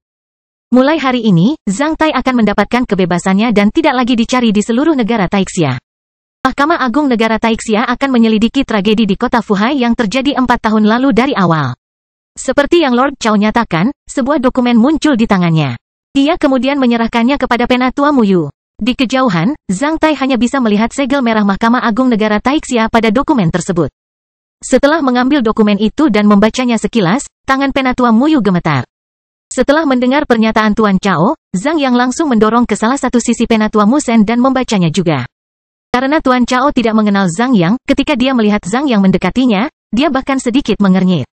Namun, Gao Tianqi mengenal Zhang Yang. Ini Zhang Yang, kakak laki-laki Zhang Tai, bos grup bisnis Jinwu. Gao Tianqi memberitahu Tuan Chao secara rahasia. Setelah mendengar penjelasan Gao Tianqi, Tuan Chao menghilangkan kerutan di keningnya. Dia tahu bahwa jika keluarga Zhang di kota Jinwu tidak menerima berita di depan mereka, ketika lautan darah menjadi matang, akibatnya pasti akan jauh lebih buruk daripada sekarang. Meskipun pengadilan provinsi Zhongzhou menderita kerugian besar, lembaga peradilan di negara Taixia jelas telah memberikan pelayanan yang sangat baik kali ini. Semua orang yang ada saat ini dapat menebak bahwa berkas yang diberikan Lord Chao kepada Tetua Mu Yu adalah dokumen resmi tentang pembatalan perintah penangkapan Zhang Tai. Menyatakan berita ini pada kesempatan ini jelas lebih efektif daripada mengumumkannya ke Istana Huaiyuan di Provinsi Yuzhou saja. Tuan Chao, apakah adikku Zhang Tai sudah bebas sekarang? Dia bebas. Karena dipercayakan oleh Ketua Mahkamah Agung, aku datang ke sini secara khusus untuk memberitahu Istana Huaiyuan mengenai berita ini. Ketua Mahkamah Agung merasa sangat kasihan dengan apa yang dialami Zhang Tai selama ini. Kali ini, Mahkamah Agung akan memulai kembali penyelidikan tragedi di kota Fuhai. Ketua Mahkamah Agung mengatakan jika Zhang Tai mau, dia bisa terus menjabat sebagai pejabat di lembaga peradilan ketika dia kembali. Dia bahkan bisa berpartisipasi dalam penyelidikan tragedi di kota Fuhai sendiri. Ketika Zhang Tai menjabat sebagai ketua hakim di Provinsi Yuzhou, ia telah menimbulkan kerugian besar bagi gereja yang mencapai surga dan menyebarkan reputasinya sebagai singa dari Provinsi Yuzhou ke seluruh sistem peradilan di negara Taixia. Tidak ada yang bisa membayangkan bahwa Mahkamah Agung negara Taixia dapat membatalkan perintah penangkapan Zhang Tai dan bahkan akan mempercayakannya sekali lagi dengan jabatan penting. Dalam sepersekian detik, seorang penjahat manusia terkenal menjadi tidak bersalah dan mungkin dipercayakan sebagai jabatan penting dalam sistem peradilan negara Taixia. Apakah ini rencana Ketua Mahkamah Agung atau kompensasi atau keduanya, dari mereka? Mereka yang hadir saat ini sedang mempertimbangkan sikap Mahkamah Agung negara Taixia dengan hati-hati. Zhang Tai merasa rumit di dalam hatinya. Zhang Tai tidak pernah membayangkan bahwa stigma dan kejahatannya bisa dihilangkan hanya setelah kembali ke kota Jinwu dan mengidentifikasi plot gereja yang mencapai surga. Saya akhirnya bisa bebas di depan umum dalam penampilan asli saya. 4 tahun lalu, tanpa sadar aku menjadi penjahat yang dicari-cari di seluruh negara Taixia, 4 tahun kemudian. Stigma dan kecurigaan sebagai buronan hilang tanpa disadari. Itulah takdirku. Setelah mengalami semua ini, Zhang Tai merasa takdirnya dimainkan oleh tangan tak kasat mata seperti badut yang melakukan akrobatik melempar botol. Jejak hidupnya memutar banyak lingkaran di langit dengan cara yang sangat berisiko sebelum kembali ke titik semula. Sepertinya tidak ada yang berubah sama sekali.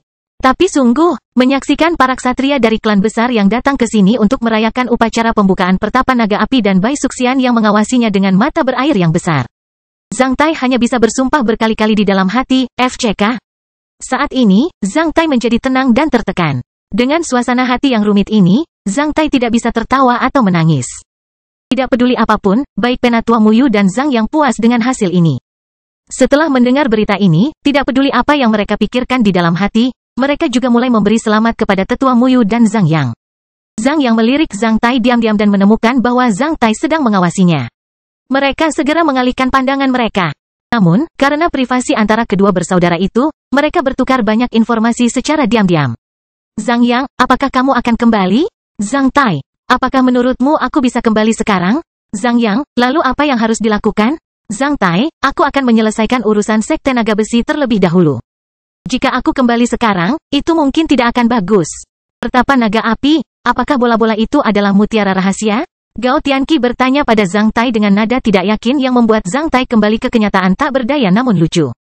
Hahaha, ya, aku punya beberapa makanan lezat dari alam elemen tanah. Aku menggunakannya untuk menjamu para tamu hari ini. Menghibur, meskipun Gao Tianqi telah melihat banyak kelangkaan di pihak Komandan Cheng. Ini adalah pertama kalinya dia mendengar seseorang menggunakan begitu banyak mutiara rahasia untuk menghibur para tamu. Bolehkah saya meminta perhatian Anda? Hal-hal baik harus berpasangan. Selain upacara pembukaan saya, seorang tetua istana Huaiyuan juga menjadi tidak bersalah. Karena kita bahagia sekarang, mari kita coba keberuntungan kita. Jika Anda beruntung, Anda mungkin mendapatkan item rahasia perak. Saya khawatir banyak orang tidak sabar menunggunya. Zhang Tai berkata sambil bertepuk tangan 2 kali. Tak lama setelah itu, murid-murid Wang mengeluarkan alat khusus untuk memukul telur emas. Setelah itu, Zhang Tai memberikan pengenalan singkat tentang aturan permainan untuk meramaikan suasana upacara pembukaan. Tentu saja, aturan permainannya cukup adil bagi para ksatria lainnya.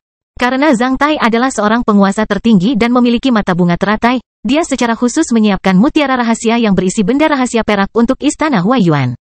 Tidak ada orang lain yang bisa mengambilnya. Oleh karena itu, ini hanya sekedar hiburan bagi yang lain.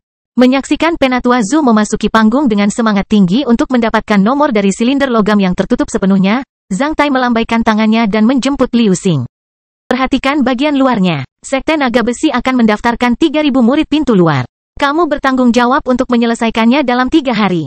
3 hari? Ya, karena saya akan membawamu ke Provinsi Zhongzhou untuk berlatih 3 hari kemudian.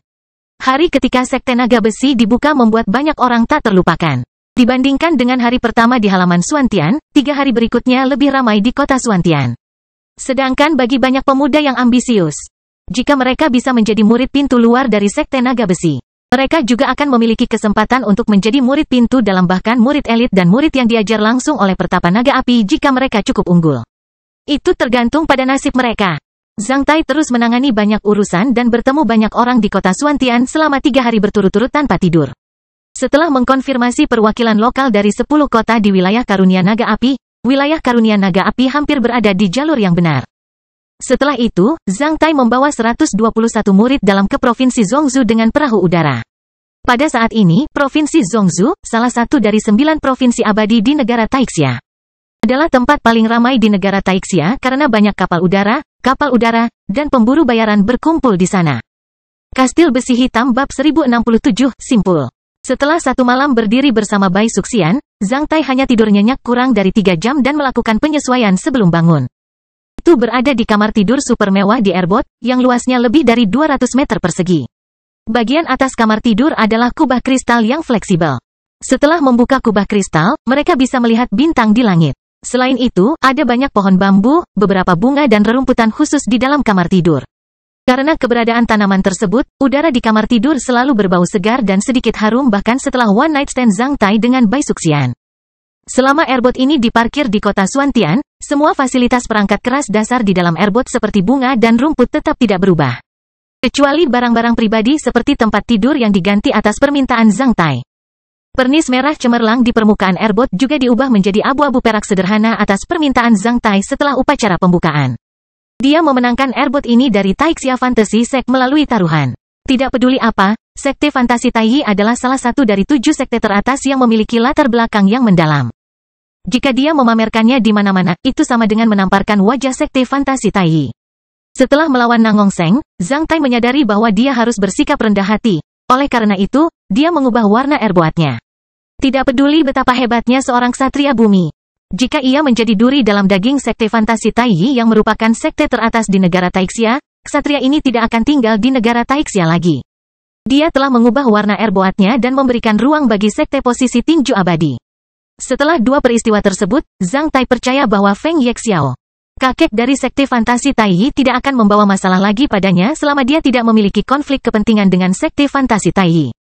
Meskipun para gangster dan bajingan mungkin akan terus-menerus memberinya masalah sampai mati, sekte-sekte terkemuka seperti Sekte Fantasi Taiyi sangat tertarik pada penyelamatan muka, pola, dan toleransi. Jika mereka benar-benar membuat Zhang Tai kesal, Zhang Tai akan melakukan perjalanan melintasi negara Taixia dengan kapal udara ini dan membukanya untuk rakyat jelata hanya dengan biaya 1 koin tembaga atau merenovasinya menjadi klub malam atau rumah bordil seperti paviliun bunga. Pada saat itu, Sekte Fantasi Taiyi pasti tidak akan menanggungnya. Bai Suxian sedang tidur nyenyak di tempat tidur dengan lesu. Dari satu sisi, lekuk tubuhnya cukup mendebarkan. Setelah bangun, Zhang Tai tidak segera bangun. Sebaliknya, dia hanya melihat Bai Suxian diam-diam di tempat tidur. Aku ingin tahu apa yang akan dirasakan wanita ini jika dia tahu bahwa aku adalah Zhang Tai. Sebuah keinginan muncul di benak Zhang Tai. Padahal Zhang Tai sendiri tidak yakin apakah dia bisa menerima identitas aslinya atau tidak. Setelah tinggal bersamanya beberapa hari ini, Zhang Tai tahu bahwa Bai Suxian sangat mencintainya meskipun terkadang sikapnya agak gila. Kali ini, Bai Suxian datang ke wilayah Karunia Naga Api dengan sebuah perahu udara, seorang ksatria bumi, dan lebih dari 2.000 orang, termasuk pelayan wanita dan pria, pengawal, dan berbagai pengrajin terampil. Pengrajin terampil ini mencakup lebih dari 30 koki dan juru masak kue yang bisa membuat semua makanan yang Anda sebutkan, penjahit, pengrajin peralatan, tukang kebun, pembuat tali, pembuat sepatu, tukang kayu, akuntan, dokter, pria pemberani, pelayan, semuanya mereka di sini untuk melayani Bai Suxian. Saat melihat begitu banyak orang, Zhang Tai merasa sangat takut. Dia kemudian tahu betapa kayanya rumah Tuan Guangnan. Lebih dari 2.000 orang yang mengikuti Bai Suxian di sini bukanlah orang biasa di negara Taixia. Sebaliknya, mereka adalah pelayan yang dilatih oleh istana Tuan Guangnan sejak mereka masih muda. Sejujurnya, mereka hanyalah budak Bai Suxian. Secara nominal, mereka bukanlah budak, melainkan pembantu keluarga. Sebenarnya pembantu keluarga mempunyai hak pribadi lebih dari budak. Para pelayan keluarga ini akan menjadi mahar Bai Suxian di masa depan. Artinya, ketika Bai Suxian menikah, para pelayan ini juga akan mengikuti Bai Suxian ke sana untuk melayaninya. Sebenarnya, istana Tuan Guangnan menyiapkan 150.000 orang seperti ini untuk Bai Suxian, yang berisi pasukan elit yang terdiri dari 100.000 pengawal. Diikuti oleh 150.000 orang, sebuah kapal udara dan seorang ksatria bumi yang menyebut dirinya budak tua ini, Bai Suxian pasti akan menjadi sosok yang terhormat daripada menjadi seorang istri. Jika bukan karena takut Zhang Tai tidak menyukainya, kali ini Bai Suxian pasti akan mendatangkan lebih dari 2.000 pengikut. Setelah Bai Suxian kembali ke rumah Tuan Guangnan, dia hanya mempunyai kesempatan untuk bertemu neneknya untuk yang terakhir kalinya. Setelah melihat Bai Suxian untuk terakhir kalinya, nyonya besar istana Tuan Guangnan meninggal dunia. Setelah mengamati duka untuk neneknya selama 49 hari, ketika Bai Suxian menerima surat undangan emas Zhang Tai, dia tiba di sini diikuti oleh ksatria bumi itu. Budak tua itu ditinggalkan oleh neneknya yang bertanggung jawab melindunginya. Menurut Bai Suxian, karena kematian neneknya, ayahnya dilarang menikahi selir baru dalam waktu minimal 3 tahun. Oleh karena itu, Fang Xingyi yang ingin menjadi ibu tirinya hanya bisa menunggu selama 3 tahun. Selain itu, Bai Suxian tidak ingin tinggal di rumah Lord Guangnan lagi. Oleh karena itu, dia datang ke sini hanya untuk mencari Cuili hanya dengan sebagian kecil maharnya. Ketika Zhang Tai melihat para pengikutnya, dia tidak marah. Saat ini, Bai Suxian sangat bersemangat, terutama setelah dia menaiki airboat dan mendengar bahwa murid Zhang Tai menelepon istri majikannya secara pribadi, Bai Suxian menjadi lebih bahagia. Zhang Tai tidak tahu apakah Bai Suxian sedang mencoba menguji hubungan antara dia dan dia dengan lebih dari 2.000 pengikut. Bahkan Zhang Tai bertanya-tanya tentang identitas Bai Suxian saat ini. Kekasih, teman, kawan seperjuangan, kekasih atau tunangan? Jika itu hanya sekedar kencan satu malam biasa, Zhang Tai tidak perlu terlalu memikirkan hal itu. Kini setelah Bai Suxian jatuh cinta padanya, tentu saja Zhang Tai harus menganggap serius pernikahan ini. Tidak peduli apa, Zhang Tai tidak ingin menyakiti wanita yang memperlakukannya dengan tulus. Tidak peduli apa identitas wanita itu, pria yang menyakiti hati wanitanya sudah pasti pria jahat. Zhang Tai tidak ingin menjadi orang jahat itu. Tetapi, akankah aku benar-benar menjadi menantu Lord Guangnan? Dalam identitas yang mana, Cuili atau Zhang Tai? Jika dia tahu bahwa identitas dan penampilanku saat ini semuanya palsu, akankah wanita ini menerimanya dan tidak ingin membunuhku di seluruh dunia dengan begitu banyak pembangkit tenaga listrik tingkat ksatria dari istana Lord Guangnan? Setiap kali Zhang Tai memikirkan hal ini, dia akan merasa pusing. Melihat Bai Suxian di depannya, Zhang Tai harus mempertimbangkan pertanyaan ini dengan serius. Setelah menatap diam-diam selama beberapa menit, Bai Suxian mungkin merasakannya saat dia membuka matanya dan menunjukkan senyuman malas ke arah Zhang Tai. Pagi. Bai Suxian menjawab dengan ringan menggunakan hidungnya sebelum mendorong dirinya ke dalam buayan Zhang Tai seperti seekor kucing Persia. Dia memeluk Zhang Tai sambil menempelkan wajahnya ke dada Zhang Tai sambil tersenyum puas. Mengapa kamu menatapku seperti itu tadi? Apakah kamu memikirkan ide yang buruk? Hoho, ide buruk apa yang aku punya? Zhang Tai menjawab sambil tersenyum sambil menepuk pantat montok Bai Suxian di dalam selimut. Siapa yang tahu? Semua pria berperilaku seperti itu. Saat kamu makan nasi di dalam mangkuk, kamu akan melihat hidangan di dalam panci. Ketika kamu menggigit satu di mulut, kamu menggigit yang lain dengan sumpit, kamu bahkan tidak sabar untuk menunggu. Tekan satu di pantatmu dan kaitkan satu di kakimu. Bai Suxian mencibir mulutnya ketika dia menggigit dada Zhang Tai sambil melanjutkan. Ambil contoh ayahku, dia bisa menemukan semua jenis wanita di rumah. Namun, dia lebih menyukai si rubah Fang Xingyi. Dia bahkan tidak mempertimbangkan wajahku di rumah jika dia menikahi wanita itu. Zhang Tai tidak ingin terlibat dalam urusan di istana Lord Guangnan, dia juga tidak akan berkomentar tentang itu. Setelah mendengar perkataan Bai Suxian, dia hanya menjawab sambil tersenyum. Namun, Bai Suxian tiba-tiba memikirkan sesuatu saat dia berguling dan menekan tubuh Zhang Tai. Tak lama setelah itu, dia mulai berbisik, apakah kamu menyukai wanita bernama Guo Honyi itu? Hentikan omong kosongmu. Kenapa? Jika kamu tidak menyukainya, bagaimana dia bisa mendapatkan mutiara rahasia di halaman Suantian? Pernahkah kamu memperhatikan bagaimana dia memandangmu setelah mendapatkan mutiara rahasia itu? Jika bukan budak yang rendah hati ini ada di pihakmu, wanita itu mungkin akan memilikinya. Menemukan alasan untuk tinggal di halaman Suantian. Diam, Itu tergantung keberuntungannya. Dengan begitu banyak mata di sekitarnya, bagaimana aku bisa berjanji dia bisa mendapatkan mutiara rahasia itu? Jujur saja, dalam upacara pembukaan Sekte Naga Besi, selain mutiara rahasia Istana Huaiyuan yang sudah diperbaiki oleh Zhang Tai sebelumnya, semua mutiara rahasia lainnya dibagikan sesuai aturan tanpa gangguan siapapun. Dalam situasi ini, Guo Hongyi masih mendapatkan mutiara rahasia karena keberuntungan. Karena Guo Hongyi cukup bahagia pada saat itu, dia hanya tersenyum lebar pada Zhang Tai. Zhang Tai tidak terlalu memikirkan hal itu. Terserah, menurutku kamu bisa punya metode agar dia mendapatkan mutiara rahasia itu. Aturan itu mungkin berlaku untuk satria lain, namun, kamu harus punya metode untuk menentukan siapa yang memiliki mutiara rahasia itu. Jantung Zhang Tai berdebar kencang. Terkadang, indera keenam dan intuisi wanita ini menakutkan jika dikaitkan dengan. Jika aku menyukainya, mengapa aku memilih metode yang berliku-liku seperti itu? Mengapa tidak langsung memberinya benda rahasia perak? Kamu benar, Bai Suxian menyetujuinya. Setelah memikirkan tentang temperamen pria yang dipeluknya, dia yakin pria ini tidak akan pelit. Aku sedang berpikir, apa yang akan kamu lakukan jika suatu hari kamu mengetahui bahwa aku menipumu? Zhang Tai bertanya dengan mata berkaca-kaca. Kastil Besi Hitam Bab 1068, Desa yang Terbakar. Apakah kamu setan? Tidak. Apakah kamu anggota asosiasi Tiga Mata? Tidak. Kalau begitu tidak masalah. Dengan apa lagi kamu bisa menipuku? Tuan, kamu menyelamatkan nyawa budak yang rendah hati ini. Kamu dapat mengambil apapun yang kamu inginkan dariku. Zhang Tai tidak menyangka Bai Suxian bisa membalasnya seperti ini. Saat Bai Suxian menjawab, dia menggigit telinga Zhang Tai dan mulai memutar tubuh telanjangnya sekali lagi. Maksudku, jika suatu saat kamu menemukan identitasku yang lain, apa yang akan kamu lakukan?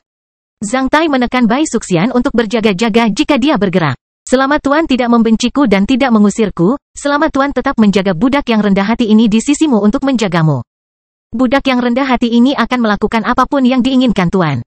Brengsek, melihat mata ramping dan rona merah Bai Suxian yang memesona. Zhang Tai tahu bahwa pertanyaan ini menjadi efektif. Yang aku khawatirkan hanyalah omong kosong di mata Bai Suxian, belum lagi Zhang Tai bukan penjahat yang dicari lagi. Meskipun Bai Suxian tahu bahwa aku adalah Zhang Tai dan dapat mengubah sosok dan penampilanku, berdasarkan temperamennya. Wanita ini hanya akan merasa itu lebih merangsang. Mengingat identitas Bai Suxian, selain mereka yang mengkhianati manusia dan negara Taixia secara keseluruhan akan membuatnya menjijikkan. Wanita ini mungkin sama sekali tidak peduli dengan identitas asli Zhang Tai. Terkadang, jika seorang wanita jatuh cinta pada seseorang, dia akan lebih berdedikasi dibandingkan pria. Ya, terserah. Mungkin, wanita ini akan meninggalkanku setelah tinggal bersamaku selama beberapa tahun ketika dia merasa aku membosankan. Zhang Tai terdiam. Bai Suxian memasukkan tangannya ke dalam selimut. Berhenti, ini akan pecah. Tuan, masih ada 1 jam lagi. Ketika suasana di kamar tidur menjadi semakin ambigu dan lipit di tubuh Zhang Tai meningkat tajam, bel di kepala tempat tidur mereka berbunyi keras. Lonceng ini hanya akan berbunyi jika ada keadaan darurat. Setelah kapal udara ini meninggalkan kota Suantian, cincin ini akhirnya berbunyi untuk pertama kalinya.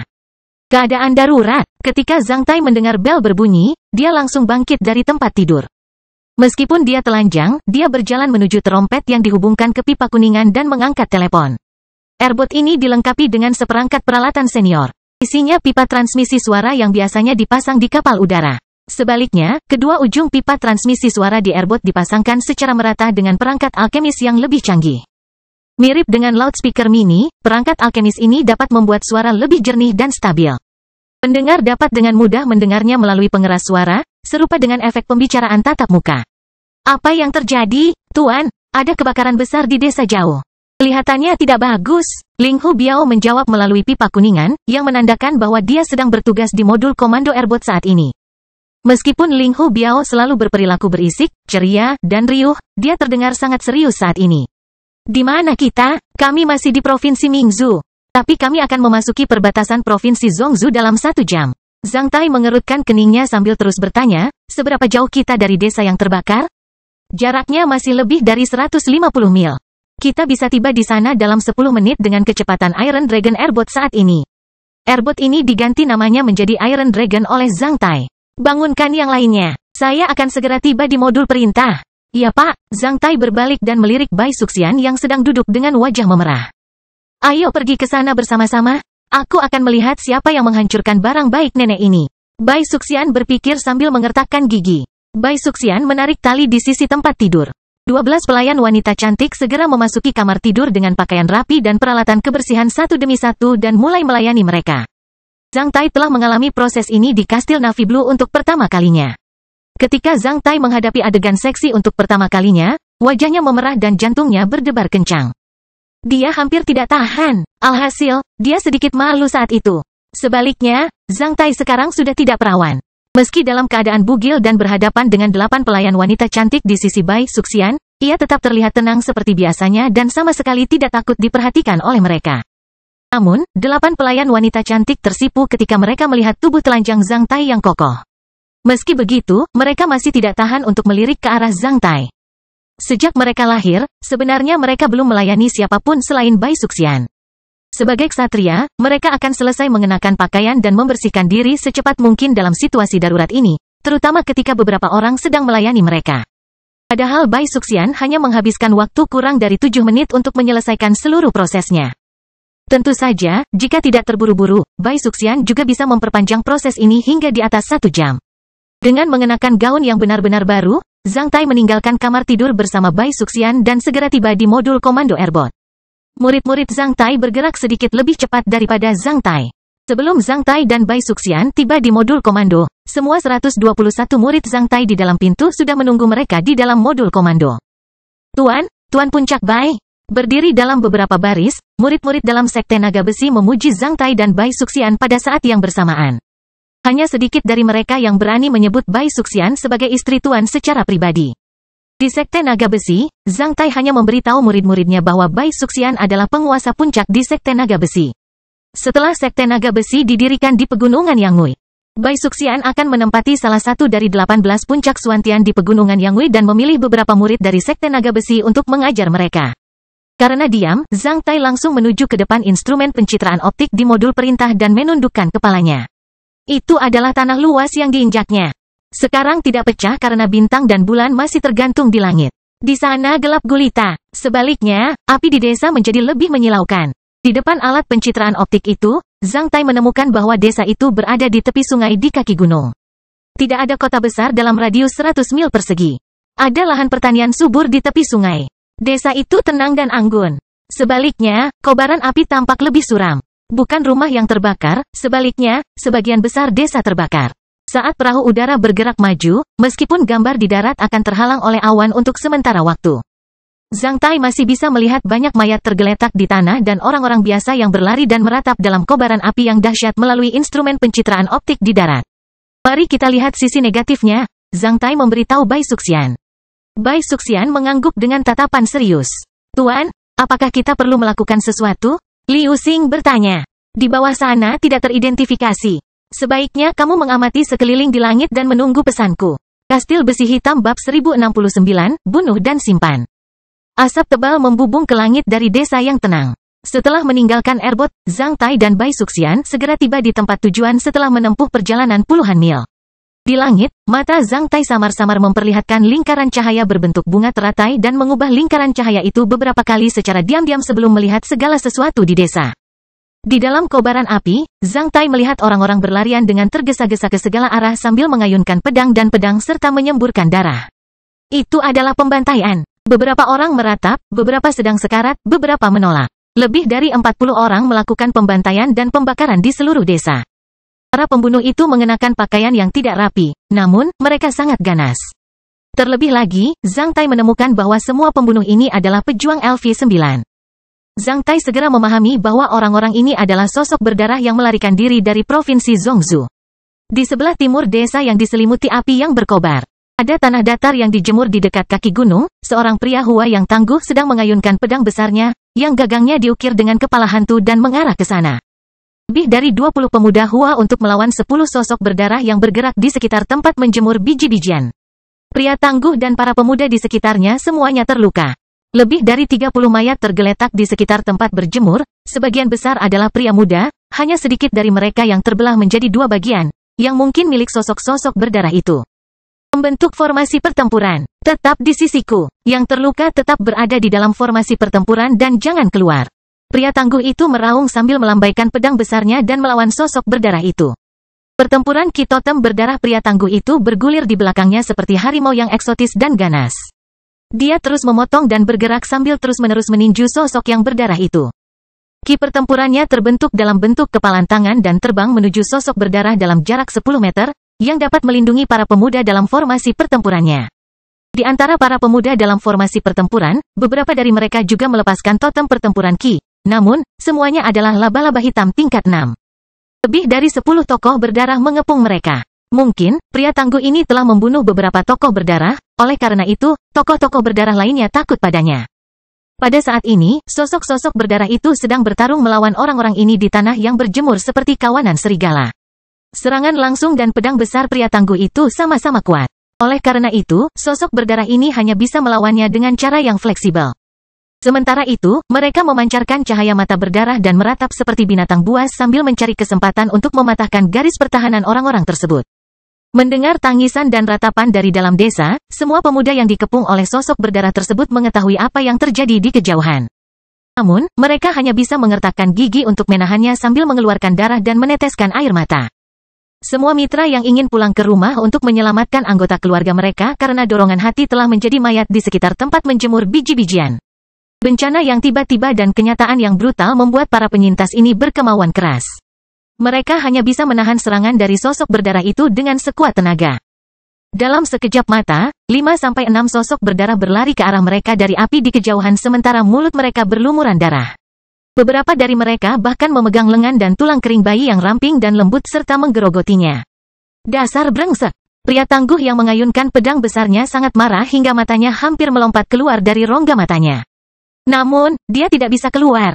Mungkin dia bisa membunuh 2 sosok berdarah lagi. Dia mungkin juga bisa menerobos kepungan sosok-sosok berdarah LV9 ini. Namun, jika dia melakukan itu, semua pemuda di sisinya akan terbunuh dalam waktu kurang dari 1 menit.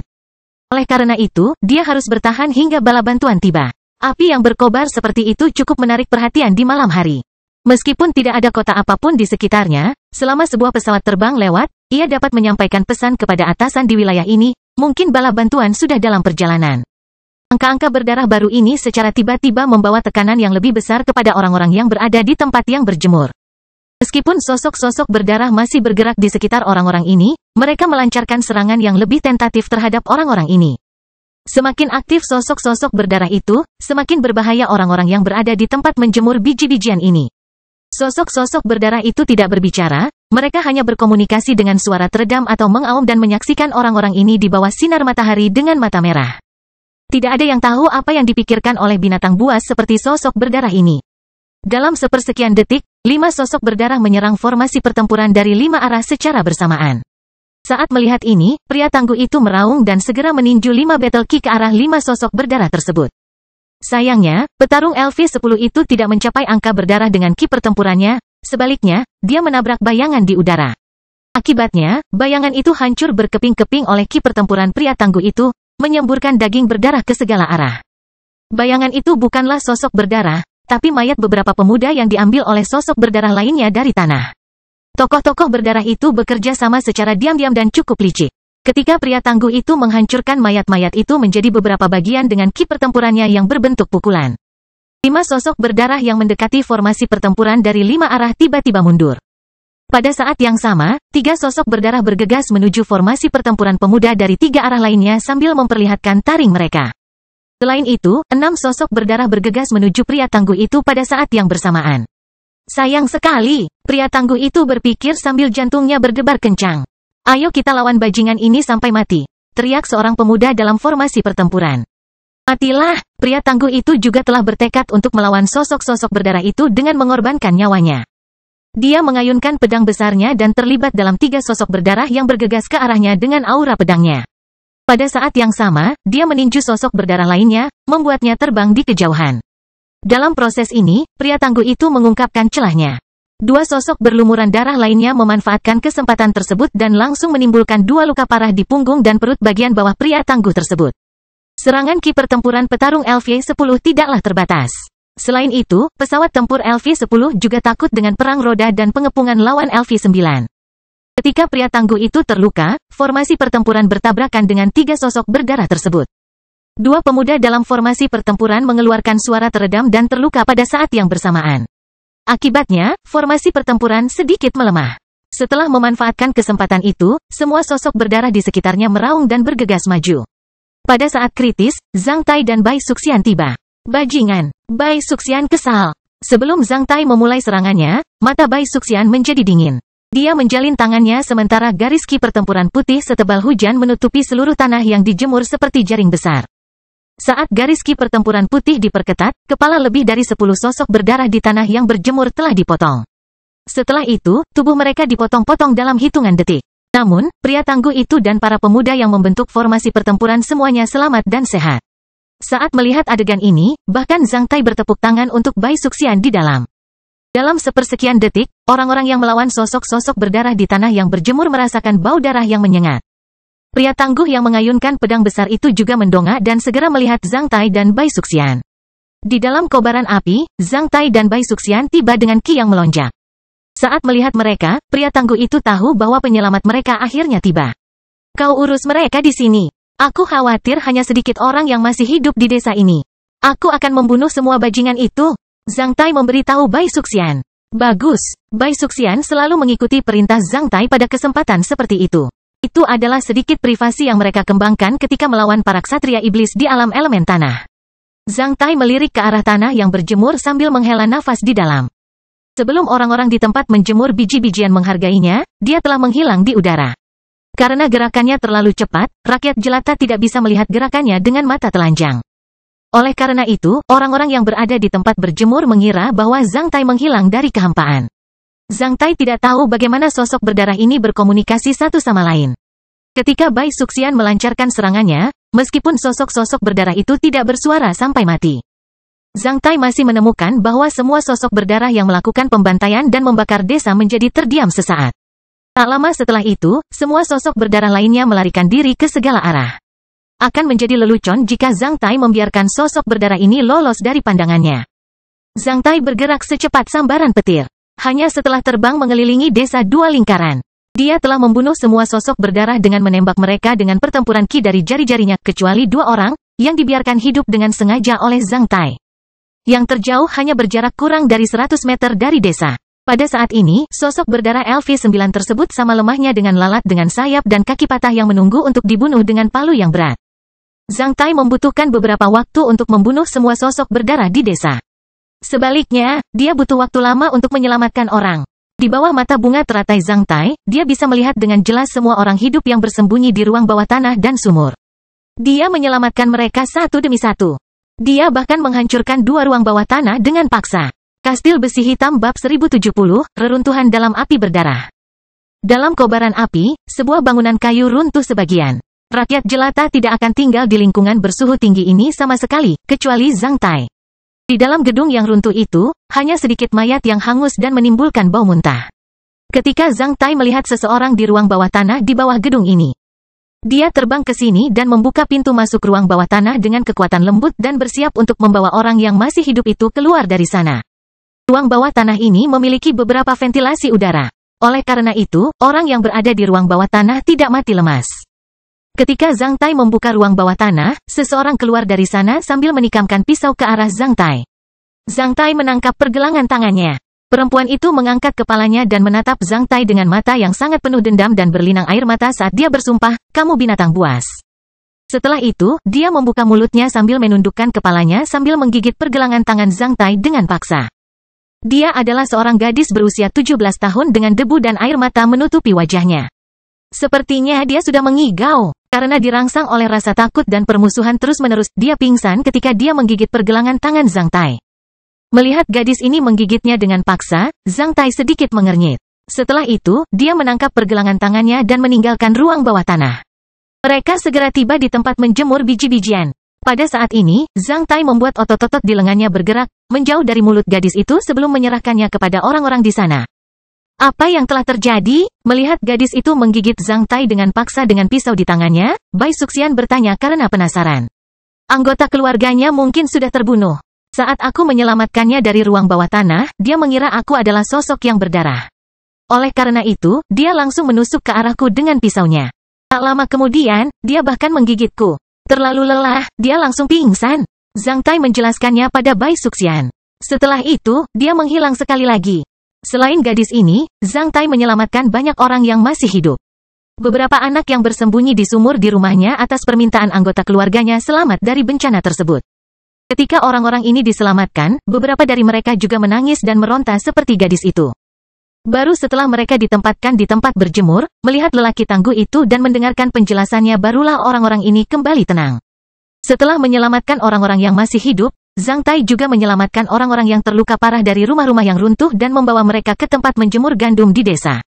Di bawah bimbingan pria tangguh tersebut, lahan yang menjemur biji-bijian dibersihkan sebagai pemukiman sementara para penduduk desa yang masih hidup.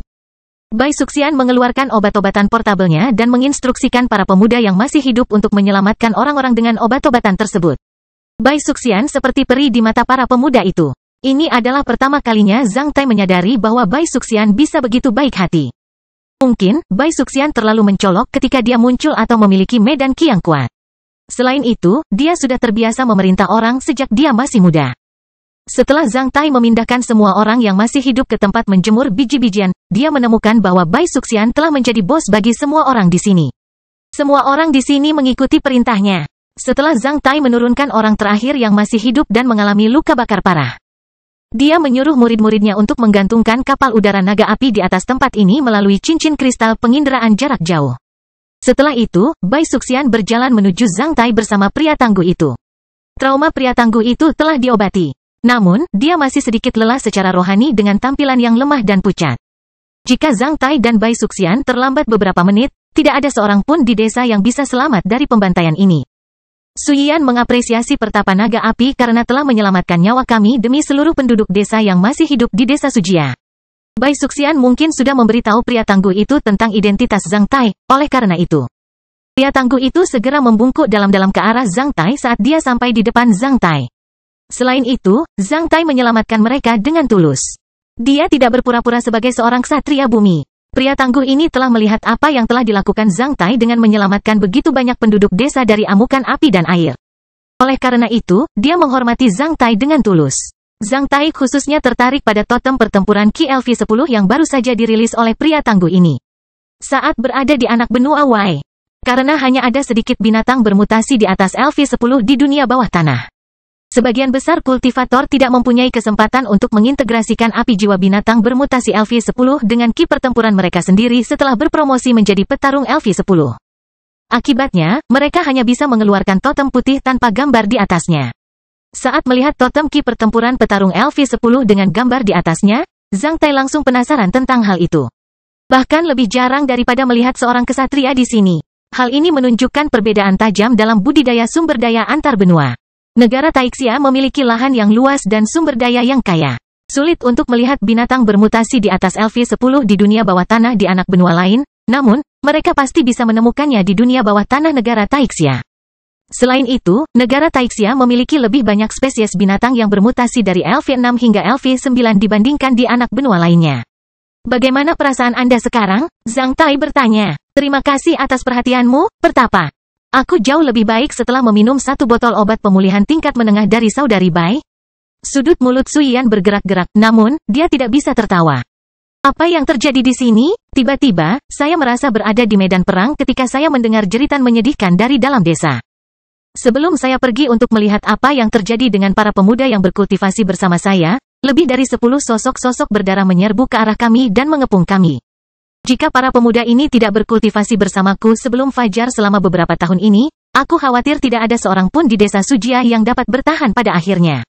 Kata Suyian dalam sebuah nada pahit. Suyian memiliki kekuatan pertempuran terbesar di desa Sujia. Dia adalah seorang tentara sebelumnya. Setelah pensiun dari pasukan, ia bahkan bekerja sebagai pemburu bayaran selama beberapa waktu. Pada tahun-tahun terakhir, setelah Perang Suci pecah, dia kembali ke desa Sujia dan melatih para pemuda di desa Sujia agar mereka dapat melindungi diri mereka sendiri dari kobaran api perang. Namun, hanya ada satu petarung kuat tingkat 10 di desa Sujia. Suyianlah yang memungkinkan para pemuda ini selamat dari bencana malam ini. Tanpa petarung kuat LV10 ini, Zhang Tai dan Bai Suxian tidak akan melihat siapapun yang hidup di desa ini ketika mereka tiba.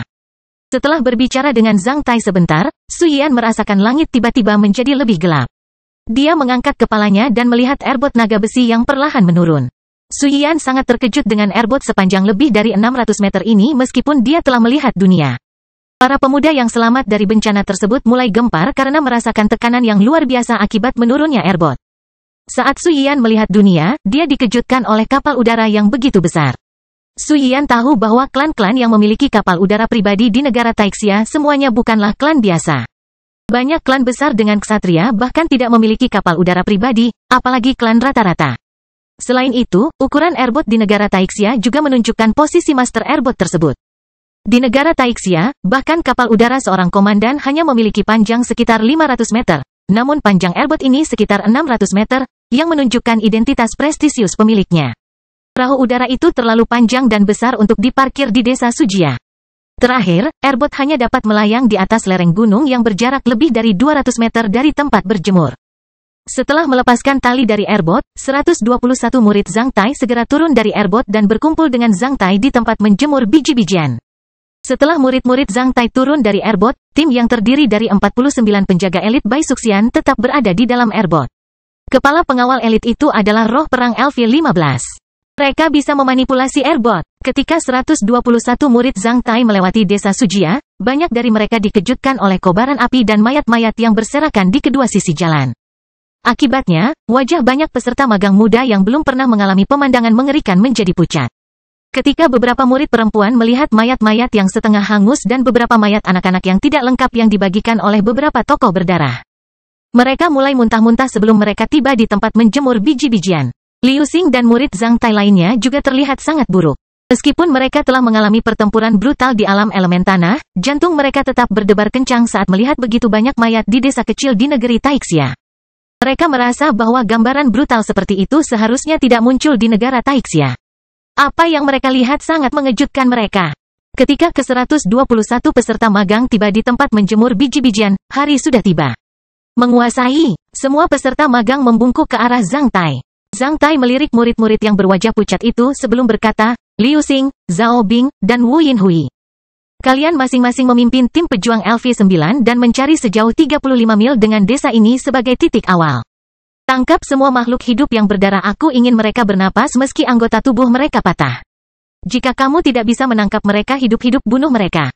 Saat kamu menghadapi musuh yang kuat atau situasi berbahaya, kirimkan sinyal kepadaku. Yang lain tetap di sini untuk membantu mereka menghadapinya. Urusan pemakaman,